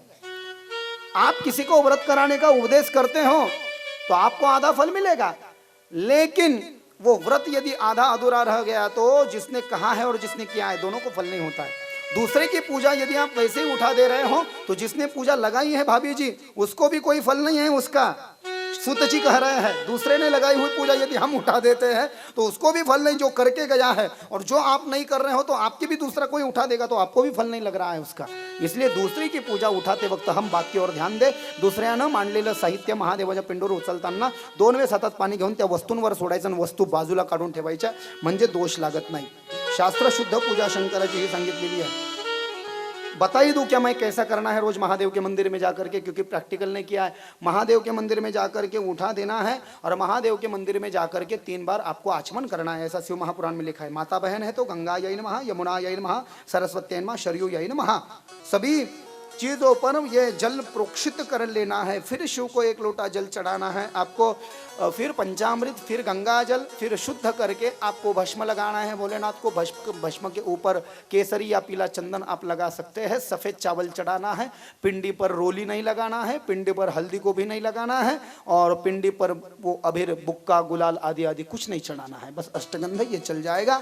आपको चावल भी उस पर चढ़ाना है, फूल आप चढ़ा सकते हो। धतूर पुष्प बड़ा पसंद है, काक का फूल, लाल रंग का एक काक का फूल शिव को बड़ा पसंद है, और चमेली का फूल भी भगवान शंकर को बड़ा पसंद है। मोगरा भी पसंद आता है, केवड़ा भी पसंद आता है, गेवड़ा वो जो बोलते हैं, वो सब फूले शिव को बड़े पसंद है। शतपत्र बेल का पत्ता, शंख पुष्प हमारे महाराष्ट्र में नहीं पाया जाता, ये शिव को चढ़ाना चाहिए। और शिव को एक धूप पसंद आता है, क्या नाम धूप का? केवड़ा धूप जो होता है ना, धूप, तो केवड़ा या मोगरे का धूप शिव को चढ़ाना चाहिए, ऐसा लिखा है। तो आपको बस एक ही ध्यान देना है, स्नान करना है, स्नान के पश्चात तुरंत बाद जाना है। किसी की पूजा है तो जल चढ़ा देना है, बाद में फिर आपको दोष नहीं होगा। आपको आचमन करना है, मेरी कोई बहन जा रही, कोई माँ जा रही है, गंगा यही नमः, यमुना यही नमः, शरयू यही, सरस्वती यही नमः, सरयू यही नमः। बिना आचमन के पूजा सफल नहीं होगी। शिव की पूजा से आप शिव को जो 1 लोटा जल स्नान करा रहे हो ना, वो जो जल है, जो जलधारी से नीचे जा रहा है, उसको एक कटोरी में पकड़ लीजिएगा और घर पे आकर के उसको पीने के पानी में मिला दीजिएगा। बड़ी बड़ी व्याधियों का नाश हो जाता है उससे भी, ऐसा लिखा है। हरि का देवताओं को उपदेश हुआ है, हर देवता अलग अलग शिवलिंगों की पूजा करते हैं। कुबेर सोने के शिवलिंग की पूजा करते हैं। धर्मराज पुष्कराज से बने शिवलिंग की पूजा करते हैं। वरुण साम वर्ण के शिवलिंग की पूजा करते हैं। और अलग अलग आगे क्या करना चाहिए, कहा महादेव को चावल चढ़ाना चाहिए। चावल क्या होता है चावल चढ़ाने से, सुनिए। चावल की जो मूठ चढ़ाते हैं ना, तो कहा महादेव को चावल की मूठ चढ़ाने से लक्ष्मी की वृद्धि होती है। सफेद चावल शिव को बड़ा ही पसंद है, इसलिए महादेव की पूजा में जो है ना वो रंग दिया होता है ना जो चावल, वो नहीं चलता शादी में। महादेव की शादी में भी सफेद चावल का ही इस्तेमाल होता है, वो अक्षत के रूप में भी, और ये तो उनका सफेद चावल से ही बनता है। महादेव को यदि चावल की शिवमुठ चढ़ाई जाए तो लक्ष्मी की वृद्धि होती है। तिल की शिवमुठ चढ़ाई जाए तो जीवन के सभी पातकों का नाश होता है। निस्वार्थ भाव से शिव की पूजा की जाए तो मुक्ति प्राप्त होती है। और शिव जी को जलधारा यदि अर्पित हम करते हैं, एक लोटा जल जो चढ़ाते हैं उससे क्या होता है, जलधारा। जो शिव जी को हम एक लोटा जल चढ़ाते हैं ना, तो उससे बड़ा ही पुण्य प्राप्त हो जाता है। शिव जी का जो जाप है वो जोर से करना चाहिए। ओम नमः शिवाय मंत्र को जोर से बोलना चाहिए। सृष्टि रचना का वर्णन, बहुविध सृष्टि, आगे गुण निधि की कथा आई है। एक कांतिलय नाम के नगर में यज्ञदत्त दीक्षित नाम के ब्राह्मण हुए। उनका पुत्र गुण निधि, नाम तो गुण निधि था लेकिन पूरा दुराचारी था, पूरे पाप कर्म किए, बाप ने हकेल दिया। शिवरात्रि थी, 2-3 दिन पहले भूखा है। शिवरात्रि के दिन जंगल गया, शिव का मंदिर है, सभी शिव भक्त सोए हैं। शिव का नैवेद्य रखा है, फलाहार का चुराना चाहता है। शिव के मंदिर में जो दीपक है वो धीमा धीमा चल रहा है। ये गुणनिधि अपने धोती का इसने थोड़ा सा कपड़ा फाड़ा और उसको बाती का जैसे आकार दे करके शिव के उस दिए में डाला और शिव की पिंडी पर बहुत बड़ा प्रकाश जाकर के गिरा। ये पहला पुण्य इसका। शिव को देखा, दूसरा पुण्य। शिव का नैवेद्य देखने से ही पुण्य हो जाता है। ये दुराचारी गुणनिधि ने शिव के भोग को उठाया, पैर फिसल करके गिर गया, थाली का आवाज हुआ, सभी शिव भक्त आए। शिव भक्तों ने इसे इतना मारा कि उस मार में इसकी आंखें अंधी हो गई और ये मर गया। तो कोई पुण्य नहीं किया था भाभी जी जीवन में, बस शिवरात्रि के दिन शिव के मंदिर में चला गया, 1 दीपक लगा दिया, 2 शिव को देख लिया, 3 और शिव का भोग उठा लिया, 4। देखो इतने से मात्र यह पापी दुराचारी गुणनिधि कलिंग राजा का पुत्र दम बन गया और बड़ा शिव भक्त बना। और तीसरे जन्म में कुबेर धन का देवता बन गया, धन का प्रेसिडेंट बन गया। ये होता है। तो इतने करुणा कर है भगवान शंकर। यहाँ पर इस कथा को पूर्ण विराम है, आगे सब जानते हैं। भगवान शंकर की पहली पत्नी सती है। सती ने अपना देह त्याग किया है और भगवान शंकर के लिए सती ही पार्वती बन करके आई है। सप्तर्षियों के परीक्षा में उत्तीर्ण हुई है पार्वती। 5000 साल तपस्या की है माँ पार्वती ने और शिव पार्वती से विवाह करने वाले हैं। चलते हैं हम विवाह की कथा में। विवाह की कथा में माता पार्वती हिमालय की कन्या है, हिमालय विष्णु के अवतार है। उनकी पत्नी का नाम मेना है। जो सती दक्ष के यहाँ पर जाकर के अपने प्राणों का त्याग कर दिया था, वही सती जन्म जन्मांतर के शंकर और माता पार्वती प्रेमी है। सती ही पार्वती बनकर के आई। शिव मेरे पति बन जाए इसलिए 5000 वर्ष की तपस्या की है।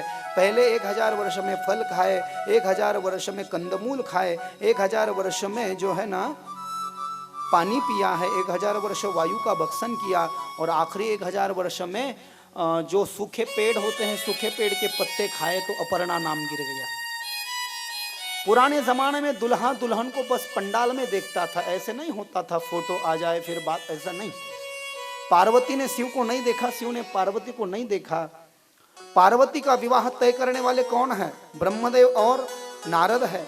हिमालय को लगा अच्छा ही दूल्हा देखा होगा, उनको क्या पता है नग्न अमंगल वेश की जोगी है, हाथी का कपड़ा पहनते हैं और शेर के कपड़े पर बहनते हैं, मुंडों की माला पहनते, क्या पता है उनको, चिता भस्म लगाते, पता नहीं।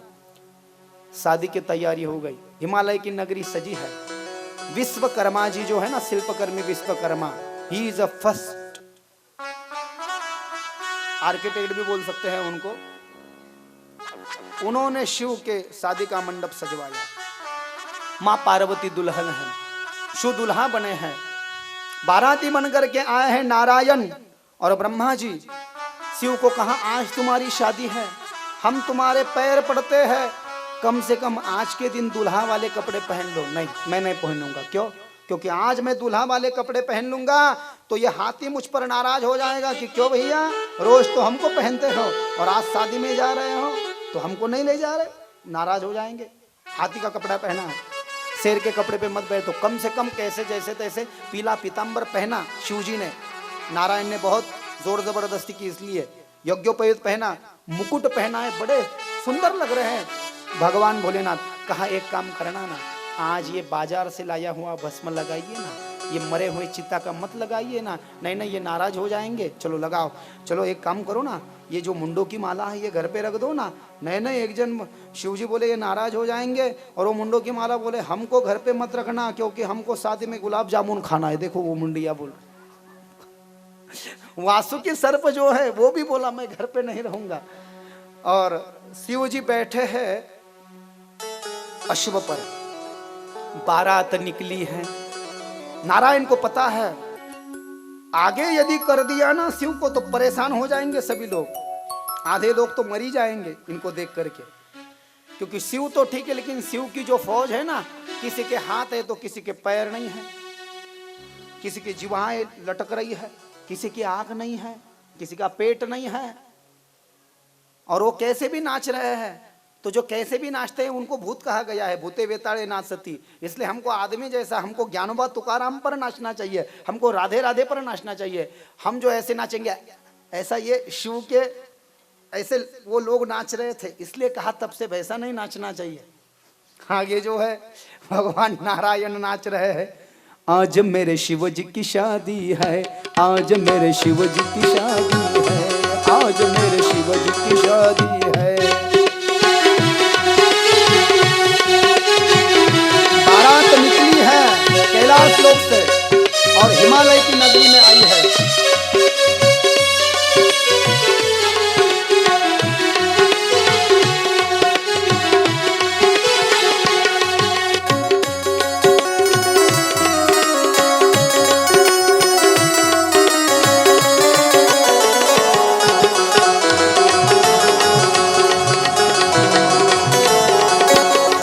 अरे लगता है जैसे संवरे संसार की शादी है, आज भोलेनाथ की शादी है, आज भोलेनाथ की शादी है, आज भोलेनाथ की शादी है।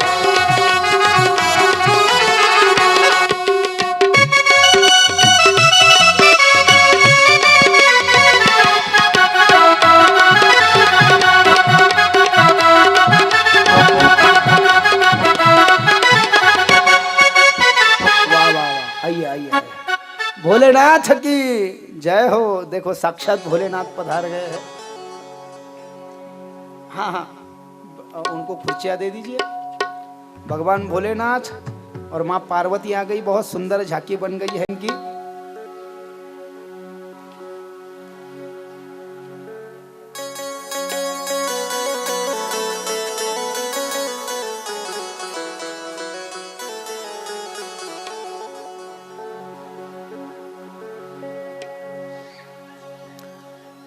भगवान नारायण राज रहे हिमालय की नगरी में, बारातियों का आगमन हुआ है।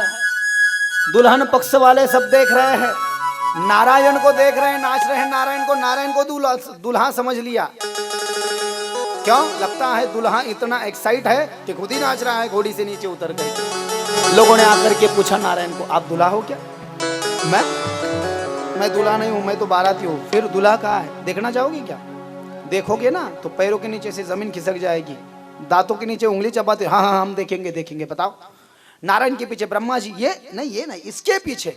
और मग कशाला विचारता पाठीमागे, कैसे भी नाच रहे थे ये ऐसा लिखा ना, भूते बेताड़े नाचती भूते बेता, ऐसे करके नाच रहे थे। ये सब जब देखा ना हिमालय की नगरी में, तो जाकर के देखा, रे बाप लगता है आज यमराज का फरमान आया है और आज हमारे पूरे मौत का सामान आया है। सब लोग भाग गए। हमको शादी में नहीं जाना है, भोजन भी नहीं करना है, घर पर हम सूखी रोटी खा लेंगे। क्यों? दूल्हा नहीं, साक्षात यमराज ही लग रहा है। और उसकी जो पूरी फौज है, किसी का पैर नहीं, किसी की आंख नहीं, किसी की मुंडी नहीं। चलो, सासू माँ होती है ना, दामाद की आरती उतारती है ना, सासू माँ भी पहली बार देख रही थी शिव को। सासू माँ ने आरती की थाली लाई और शिव की ओर देखा भी नहीं, शिव को ऐसे तिलक किया, शिव को ऐसे तिलक किया और शिव की आरती उतारने लगी ना, और जैसे ही ऊपर देखा माँ मैना ने, तो शिव के गले में जो नाग था ना, नाग वासुकी, वो माँ के पास आ रहा था ऐसे। माँ ने कहा ये क्या है, मूर्छित होकर के नीचे गिर गई और कहा कौन है वो ब्राह्मण, बुलाओ उस नारद को। हमने उसका क्या बिगाड़ा था जो उसने हमारी एकलौती कन्या राजकुमारी पार्वती का विवाह उस जोगी से तय कर दिया। उसने तो शेरवानी भी नहीं पहना है, गले में मुंडों की माला है। वो कह रहा है माँ मैं रसमलाई खाऊंगा, कोई बोल रहा है मैं गुलाब जामुन खाऊंगा, वो सर पर मेरे, ये क्या है। तो नारद ने कहा देखो माँ, हमने जानबूझ कर के नहीं किया, आपको पार्वती आपकी कन्या लग रही है, लेकिन पार्वती पूर्व जन्म की सती है। सती और पार्वती और शंकर जन्म जन्मांतर के प्रेमी है। बात पता चली और फिर शादी का मुहूर्त, शिव दूल्हा बने हैं और माँ पार्वती जो है वो दुल्हन बनी है। ब्रह्मा जी मंत्र गा रहे हैं, नारायण है, इंद्र है, कुबेर है, यम, सब देवता, और बड़ी धूमधाम से शादी संपन्न हो रही। चलिए आइए, शादी का विवाह जो महोत्सव है हम प्रारंभ करते हैं। आइए।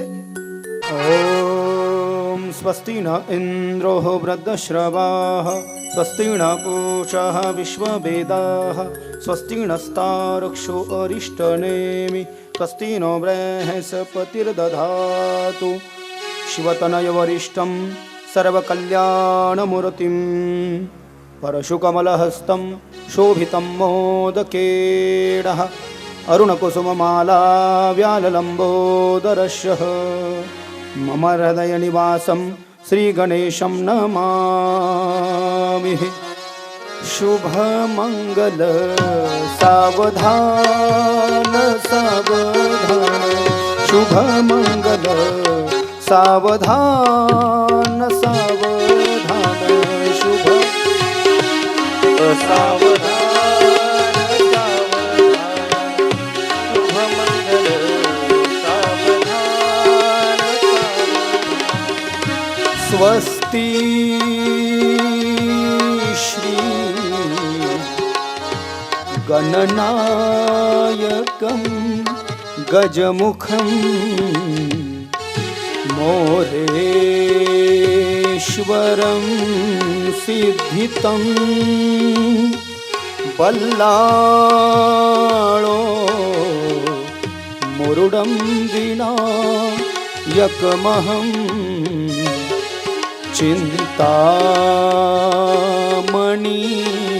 चिन्तामणिस्तेवरं लेण्याद्रि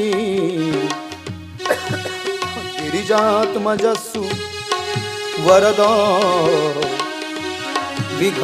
विघ्नेहरं ओझरं ग्रामोराजन संस्थित गणपति कुर्यात् सदा मंगलम। वधूवर शुभवन्तु सावधान शुभमंगल सावधान सावधान शुभमंगल सावधान। गंगा सिंधु सरस्वती च यमुना गोदावरी नर्मदा कावेरी शरयू महेंद्र तनया शर्मन्वती वेदिका क्षिप्रावेत्रवती महासुरनदी ख्याता गया गंडकी पूर्णा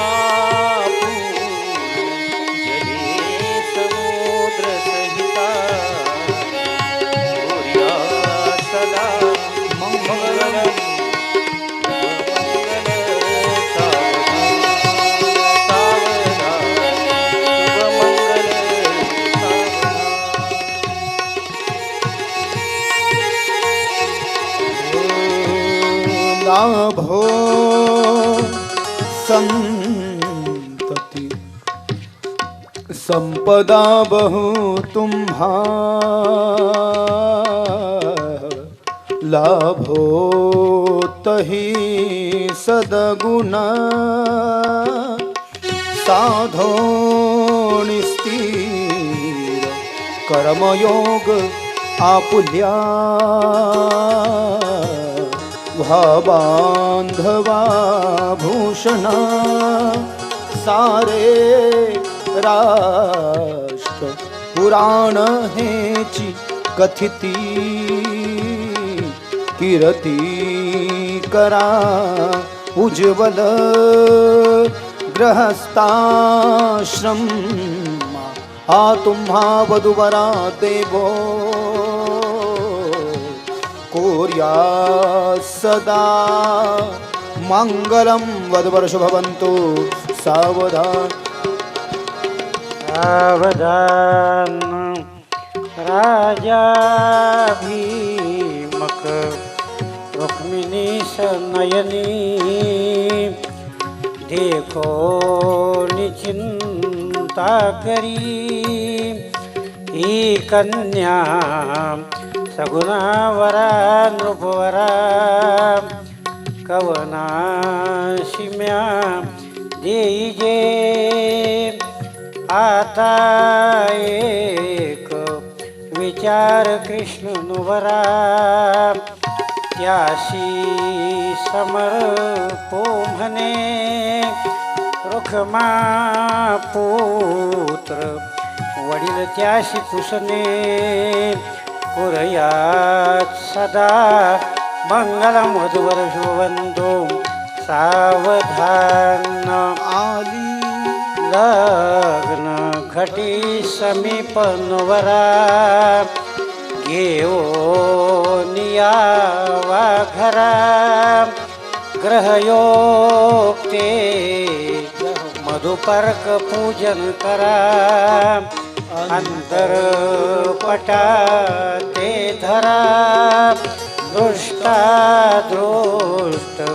वधुवरान करता दोघे करावी उभी वादंत्री बहुगल बलान करणे उरया सदा मंगलम वधुवर शुभवंतो सावधान शुभ मंगल सावधान सावधान शुभ मंगल सावधान तदेव लग्नं सुदिन तदेव ताराबलं चन्द्रबलं तदेव विद्याबलं दैवबलं तदेव लक्ष्मीपते ते मनसा स्मरामि सुमुहूर्त सावधान सुलग्न सावधान इष्टदेवता चिंतन सावधान कुलदेवता चिंतन सावधान ग्रामदेवता चिंतन सावधान लक्ष्मीनारायण चिंतन सावधान ब्रह्मा सावित्री चिंतन सावधान उमा महेश्वर चिंतन सावधान श्री सूर्यनारायण चिंतन सावधान वराडी सावचित्त सावधान अंतरपाठ सावचित्त सावधान वाजंत्री सावचित्त सावधान। मंगलमय विवाह संपन्न हुआ है भगवान शंकर और माँ पार्वती।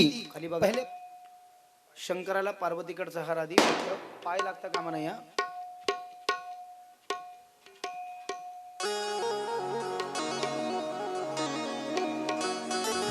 तुम्ही घाला पार्वतीला।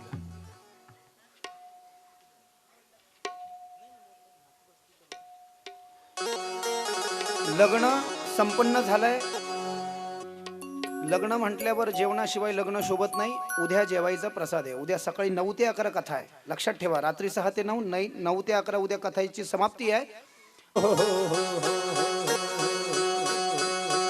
आदमी लोग भी पीछे नहीं रहना, भगवान की शादी है। अरे आदमियों की शादी में नाचना ही क्या नाचना है, यहाँ पर दिखा दो जोश पूरा। आज भोलेनाथ की शादी माँ पार्वती से हुई है। हो हो हो हो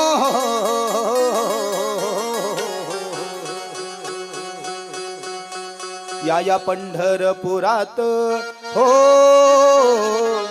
या पंढरपुरात काय वाजत गाजत, काय वाजत गाजत, सोन्याचं बाशिंग लगीन देवाचं लागत, श्री सोन्याचं बाशिंग लगीन देवाचं लागत.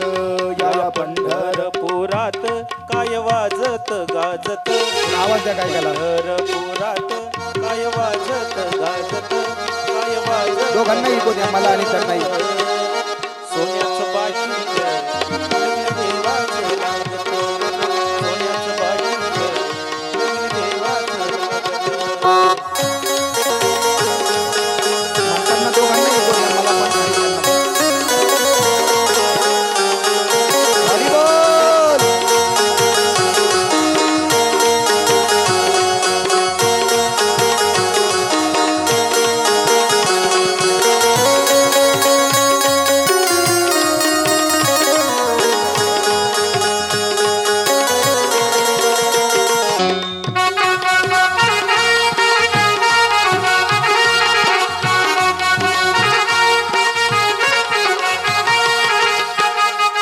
पीछे वाले भक्त भी जरा दोनों हाथ उठा करके ताली से बाजते हुए हाँ श्री राधे.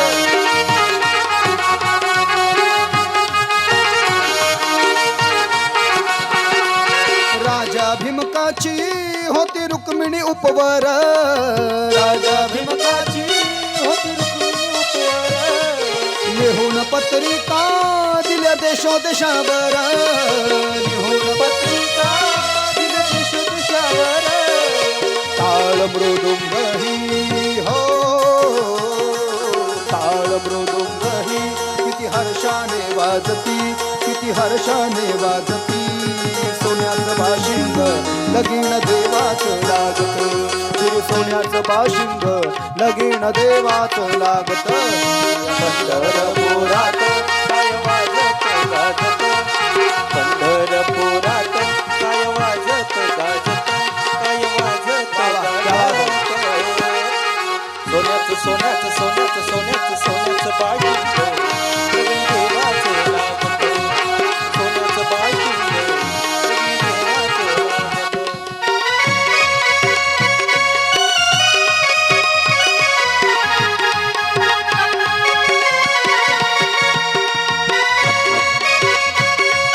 नाचना है क्या आपको भी?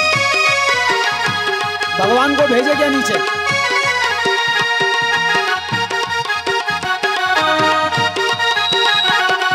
जाइए जाइए.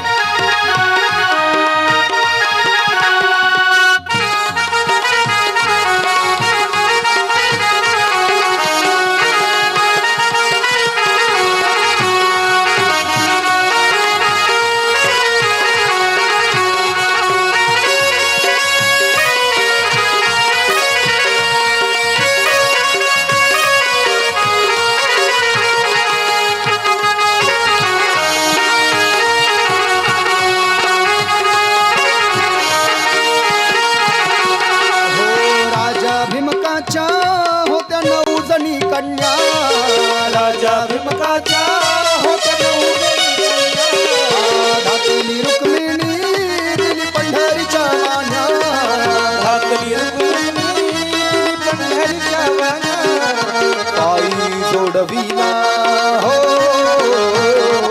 पायी जोडविला मोती 9 लाख साजत, मोती 9 लाख साजत, सोन्याचं बाशिंग लगीन देवाचं लागत, श्री सोन्याचं बाशिंग लगीन देवाचं लागत.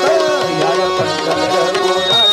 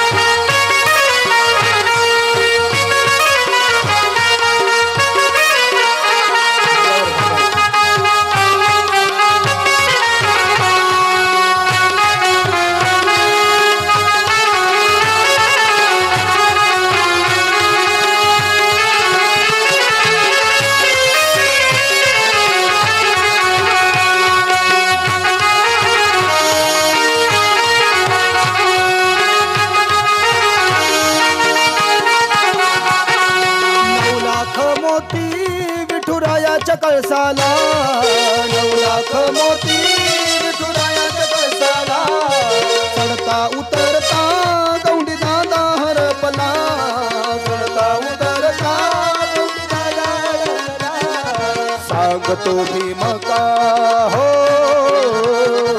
सांगतो भीम का माझ्या लेकीच हाय नात माझ्या लेकीच हाय नात सोन्याचं बाशिंग लगीन देवाचं लागत शिर सोन्याचं बाशिंग लगीन देवाचं लागत या पंढरपुरात काय वाजत गाजत काय वाजत गाजत सोन्याचं बाशिंग लगीन देवाचं लागत शिर सोन्याचं बाशिंग लगीन देवाचं लागत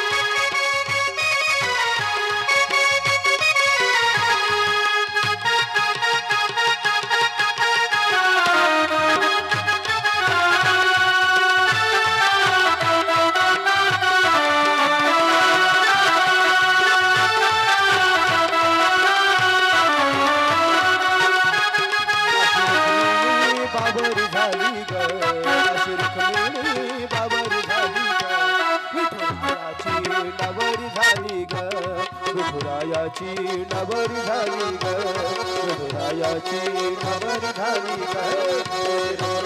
ग विठुरायाची नवरी झाली ग विठुरायाची नवरी झाली ग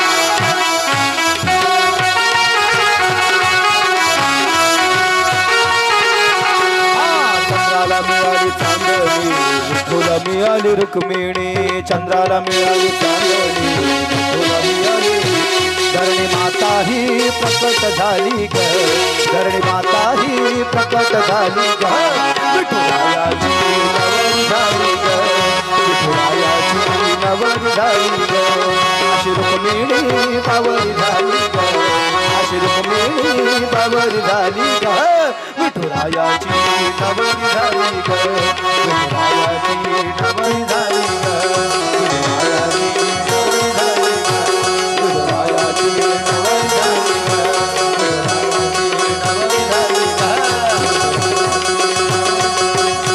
पार्वती हर हर हर हर महादेव की शिव पार्वती विवाह महामहोत्सव की पशुपतिनाथ भगवान द्वादश ज्योतिर्लिंग महादेव की बैठ जाइए सभी बस एक 10 मिनट कथा बाकी है गणेश जी की कथा में जाते आरती में प्रवेश करते बैठ जाइए स्थान पर बैठ जाइए सभी लोग स्थान पर बैठ जाइए बैठ जाइए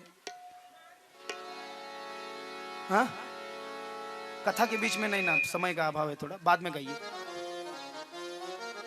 अशी रुक्मिणी बावरी झाली ग हो अशी रुक्मिणी बावरी झाली ग विठुरायाची नवरी झाली ग विठुरायाची नवरी झाली ग हे चंद्राला मिळाली चांदणी विठुला मिळाली रुक्मिणी धरणी माता ही प्रकट झाली ग धरणी माता ही प्रकट झाली ग विठुरायाची नवरी झाली ग विठुरायाची नवरी झाली ग विठुरायाची बाकी लोग बैठ लीजिए जिनका हो गया है वो कथा शेष है 10 मिनट फिर आरती का क्रम होगा सभी लोग बैठ लीजिए स्थान पर बैठ लीजिए अपने अपने बच्चों को संभालिए ये देखिए सामने कौन बच्चे आए इनको संभालिए बैठ जाइए सभी लोग भैया जी बैठ जाइए सभी कथा शेष है, स्थान पर बैठ जाइए सभी लोग। नमः शिवाय ओम, नमः शिवाय ओम, नमः शिवाय ओम, नमः शिवाय, नमः शिवाय ओम, नमः शिवाय ओम, नमः शिवाय ओम, नमः शिवाय, नमः शिवाय ओम, नमः शिवाय ओम, नमः शिवाय ओम, नमः शिवाय, नमः शिवाय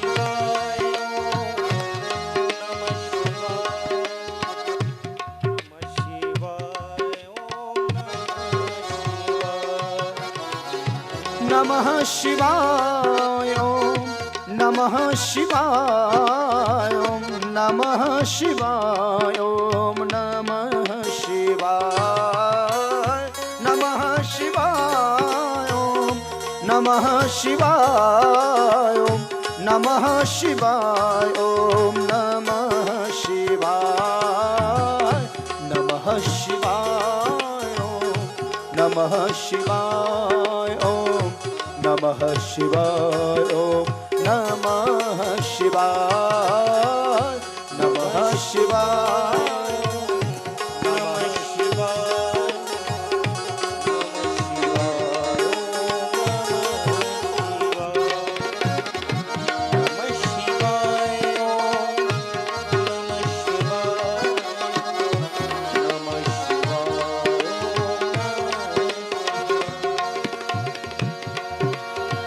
पार्वते पतये हर हर महादेव। 10 मिनट की कथा बाकी है। 5 दिन की ये जो शिव महापुराण कथा चल रही है, आज इसका चौथा दिन है और कल कथा का आखिरी दिन है। सांगता समाप्ति होगी और कल कथा का समय चेंज रहेगा। कल कथा शाम को माने कि रात में 6 से 9 नहीं है, कल कथा सवेरे 9 से 10:30 बजे तक चलेगी। 1.5 घंटा या जो भी 1.25 घंटा। 9 का समय बराबर रहेगा क्योंकि 9 से कथा, दोपहर में हमारी उधर कथा है और उसके बाद में भोजन प्रसादी आपको यहाँ पर प्राप्त होगी। पंडाल लगने वाला है यहाँ पर और 9 से 11 कल कथा होगी, सवेरे 9 से 10:30 बजे तक। और उसी में द्वादश ज्योतिर्लिंग की महिमा और पाशुपत व्रत की महिमा, ये सब जो है कल मैंने जानबूझ करके पेंडिंग रखा है। उसमें अभी है भी नहीं वो, क्योंकि वो कैलाश संहिता में आया है। आखिरी 6 नंबर की जो संहिता है उसमें पाशुपत व्रत आया है और शतरुद्र संहिता में द्वादश ज्योतिर्लिंगों का प्रादुर्भाव है।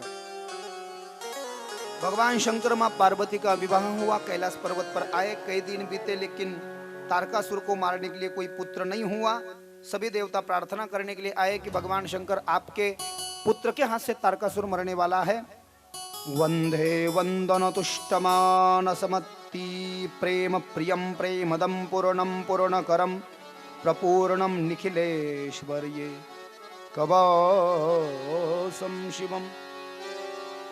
कैलाश पर्वत पर एक गुफा थी, उस गुफा में जाकर के शंकर पार्वती विहार करने लगे। देवताओं ने प्रार्थना की, शिव बाहर आए।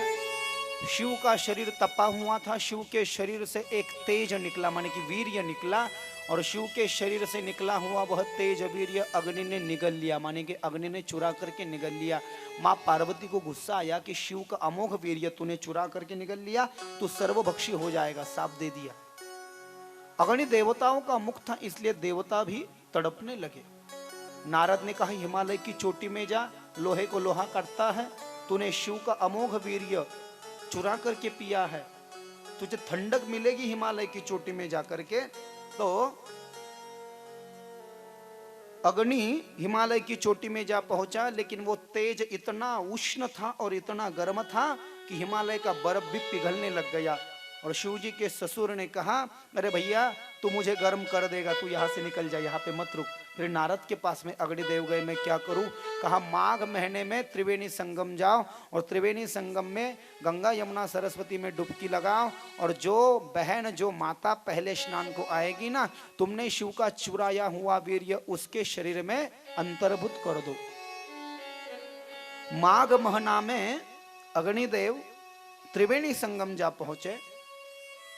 6 कृतिकाएं स्नान करने के लिए आई थी। 6 कृतिकाओं ने त्रिवेणी संगम में प्रवेश किया। अग्निदेव भी त्रिवेणी संगम जा पहुंचे। उन्होंने जल में डुबकी लगाई और अग्निदेव ने शिव का वीर्य जो चुरा करके निगल लिया था, पी लिया था, वह वीर्य पानी में छोड़ दिया। वह वीर्य तैरता चला गया और 6 कृतिकाओं के शरीर में जा घुसा। शिव का वीर्य उष्ण तेज जो अग्नि ने चुरा करके निगल लिया था वो छोड़ दिया। कृतिकाएं गर्भवती बन गई। कैसे बनी उनको पता नहीं। जब दिखा हम गर्भवती हैं, 6 कृतिकाओं ने एक रूप धारण कर लिया और एक बालक को जन्म दिया जिसके 6 सर है। कार्तिक स्वामी। ये दुनिया में ऐसे 2 पुत्र हैं हमारे, गणपति बप्पा और कार्तिक स्वामी। कार्तिक स्वामी और गणपति बप्पा, गणेश जी ये शिव पार्वती के पुत्र है, लेकिन एक पुत्र को जन्म सिर्फ शिव ने दिया है। शिव के वीर्य से अग्नि और कृतिकाएं, पार्वती का संबंध नहीं है। और गणेश जी आगे आएंगे माँ पार्वती के हाथ के मैल से। उसमें पिता का कोई रोल नहीं है, लेकिन दोनों कहे जाते हैं शिव पार्वती के पुत्र। एक को जन्म दिया है सिर्फ माँ ने और एक को जन्म दिया है सिर्फ पिता ने। कार्तिक स्वामी का जन्म हो गया। बोलिए कार्तिक भगवान की जय। शिव पार्वती को पता नहीं। 8 साल की आयु हुई। विश्वामित्र के पास माताओं ने भेजा, विद्या ग्रहण कराई विश्वामित्र जी ने। शिव को याद आ गई, पुत्र को खोज करके लाओ। नंदी श्रृंगी भृंगी आए। 15 साल की आयु है कार्तिक स्वामी की। तुम्हारे असली माता पिता शंकर पार्वती पता चला। बड़ा आनंद हुआ। कृतिकाओं को भी साथ में लिया, विश्वामित्र जी को भी साथ में लिया और राज तिलक किया कैलाश पर्वत पर जाकर के। कार्तिक स्वामी का अपने बड़े पुत्र को देख करके माँ पार्वती और भगवान शंकर बड़े आनंदित हुए और भगवान शंकर ने अपने बड़े पुत्र कार्तिक जी को अपने गोदी में बिठाया और उनको राजकुमार घोषित कर दिया। उन्होंने आगे शिव की आज्ञा ली, रथ में बैठे हैं, हाथ में शस्त्र लिया, पराक्रम किया है और तारकासुर का वध जो होने वाला था शिव पुत्र के हाथ से वो हो भी गया है। इसमें कोई दो राय नहीं, कोई संदेह नहीं। गणपति बप्पा गणेश जी के जन्म की कथा भी शिव महापुराण में आई है। कुमारखंड में कम शब्दों में, कम समय में, कम मिनट में। पार्वती मैया की 2 सखियां थी, जया और विजया। जया और विजया ने माँ पार्वती से कहा, देखो मैया, यहाँ पर जो कैलाश पर्वत है, यत्र तत्र सर्वत्र शिव जी के गण ही घुमाई दिखाई देते हैं। हमको प्राइवेसी नाम की कोई चीज नहीं है। क्योंकि एक दिन माँ पार्वती अपनी गुफा में स्नान कर रही थी कैलाश पर्वत पर और शंकर सीधा घुसे चले आए। जया विजया का सुना नहीं तो कहा, तेरी आज्ञा मानने वाला कोई बालक या कोई सेवक चाहिए। और योगा योग से what an coincidence to you know, उस दिन था माघ शुद्ध चतुर्थी, तिलकुंद चतुर्थी, वरद चतुर्थी, वेळ दुपारची 12 वाजेची माघ शुद्ध चतुर्थी गणपति बप्पा के जन्म का समय था। वह एक जाने अनजाने में कृष्ण ही गणपति बने, शिव ही गणपति बने, ऐसा लिखा है मुद्गल पुराण में, गणेश पुराण में, ब्रह्म वैवर्त पुराण में। पार्वती ने लड्डू गोपाल की आराधना की और लड्डू गोपाल ही पुत्र बन के आ गए गणेश जी। कृष्ण ही गणपति बन के आ गए, ऐसा ब्रह्म वैवर्त पुराण में लिखा। बाकी बिहारी माँ पार्वती ने अपने हाथों का जो मैल था थोड़ा सा ऐसे घीसा, नीचे गिरा। समय दोपहर का 12 बजे का धुंडीराज गणपति का प्राकट्य हुआ। गणेश जी का प्राकट्य हो गया। बोलिए गणेश जी महाराज की जय। ज्ञान के देवता है, बुद्धि के देवता है। प्रणम्यम शिरसा दैवम गौरीपुत्रम विनायकम भक्तावासम स्मरे नित्यम मायु कामार्थ सिद्धये प्रथमम वक्रतुंडम चम एकदंतं द्वितीयकम। एकदंत दयावंत 4 भुजाधारी, माथे पे तिलक सोहे मूस की सवारी। जय गणेश जय गणेश जय गणेश देवा, माता जपी पार्वती पिता महादेवा। जय गणेश जय गणेश जय गणेश देवा, माता जपी पार्वती पिता महादेवा।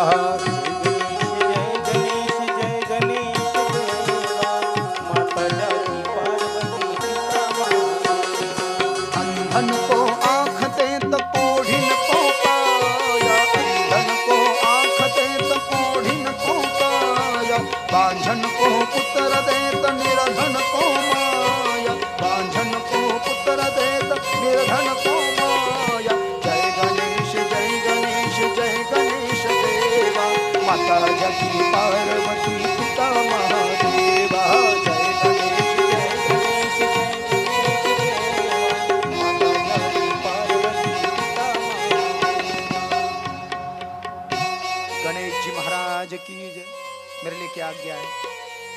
द्वारपाल बन जाओ सेवक।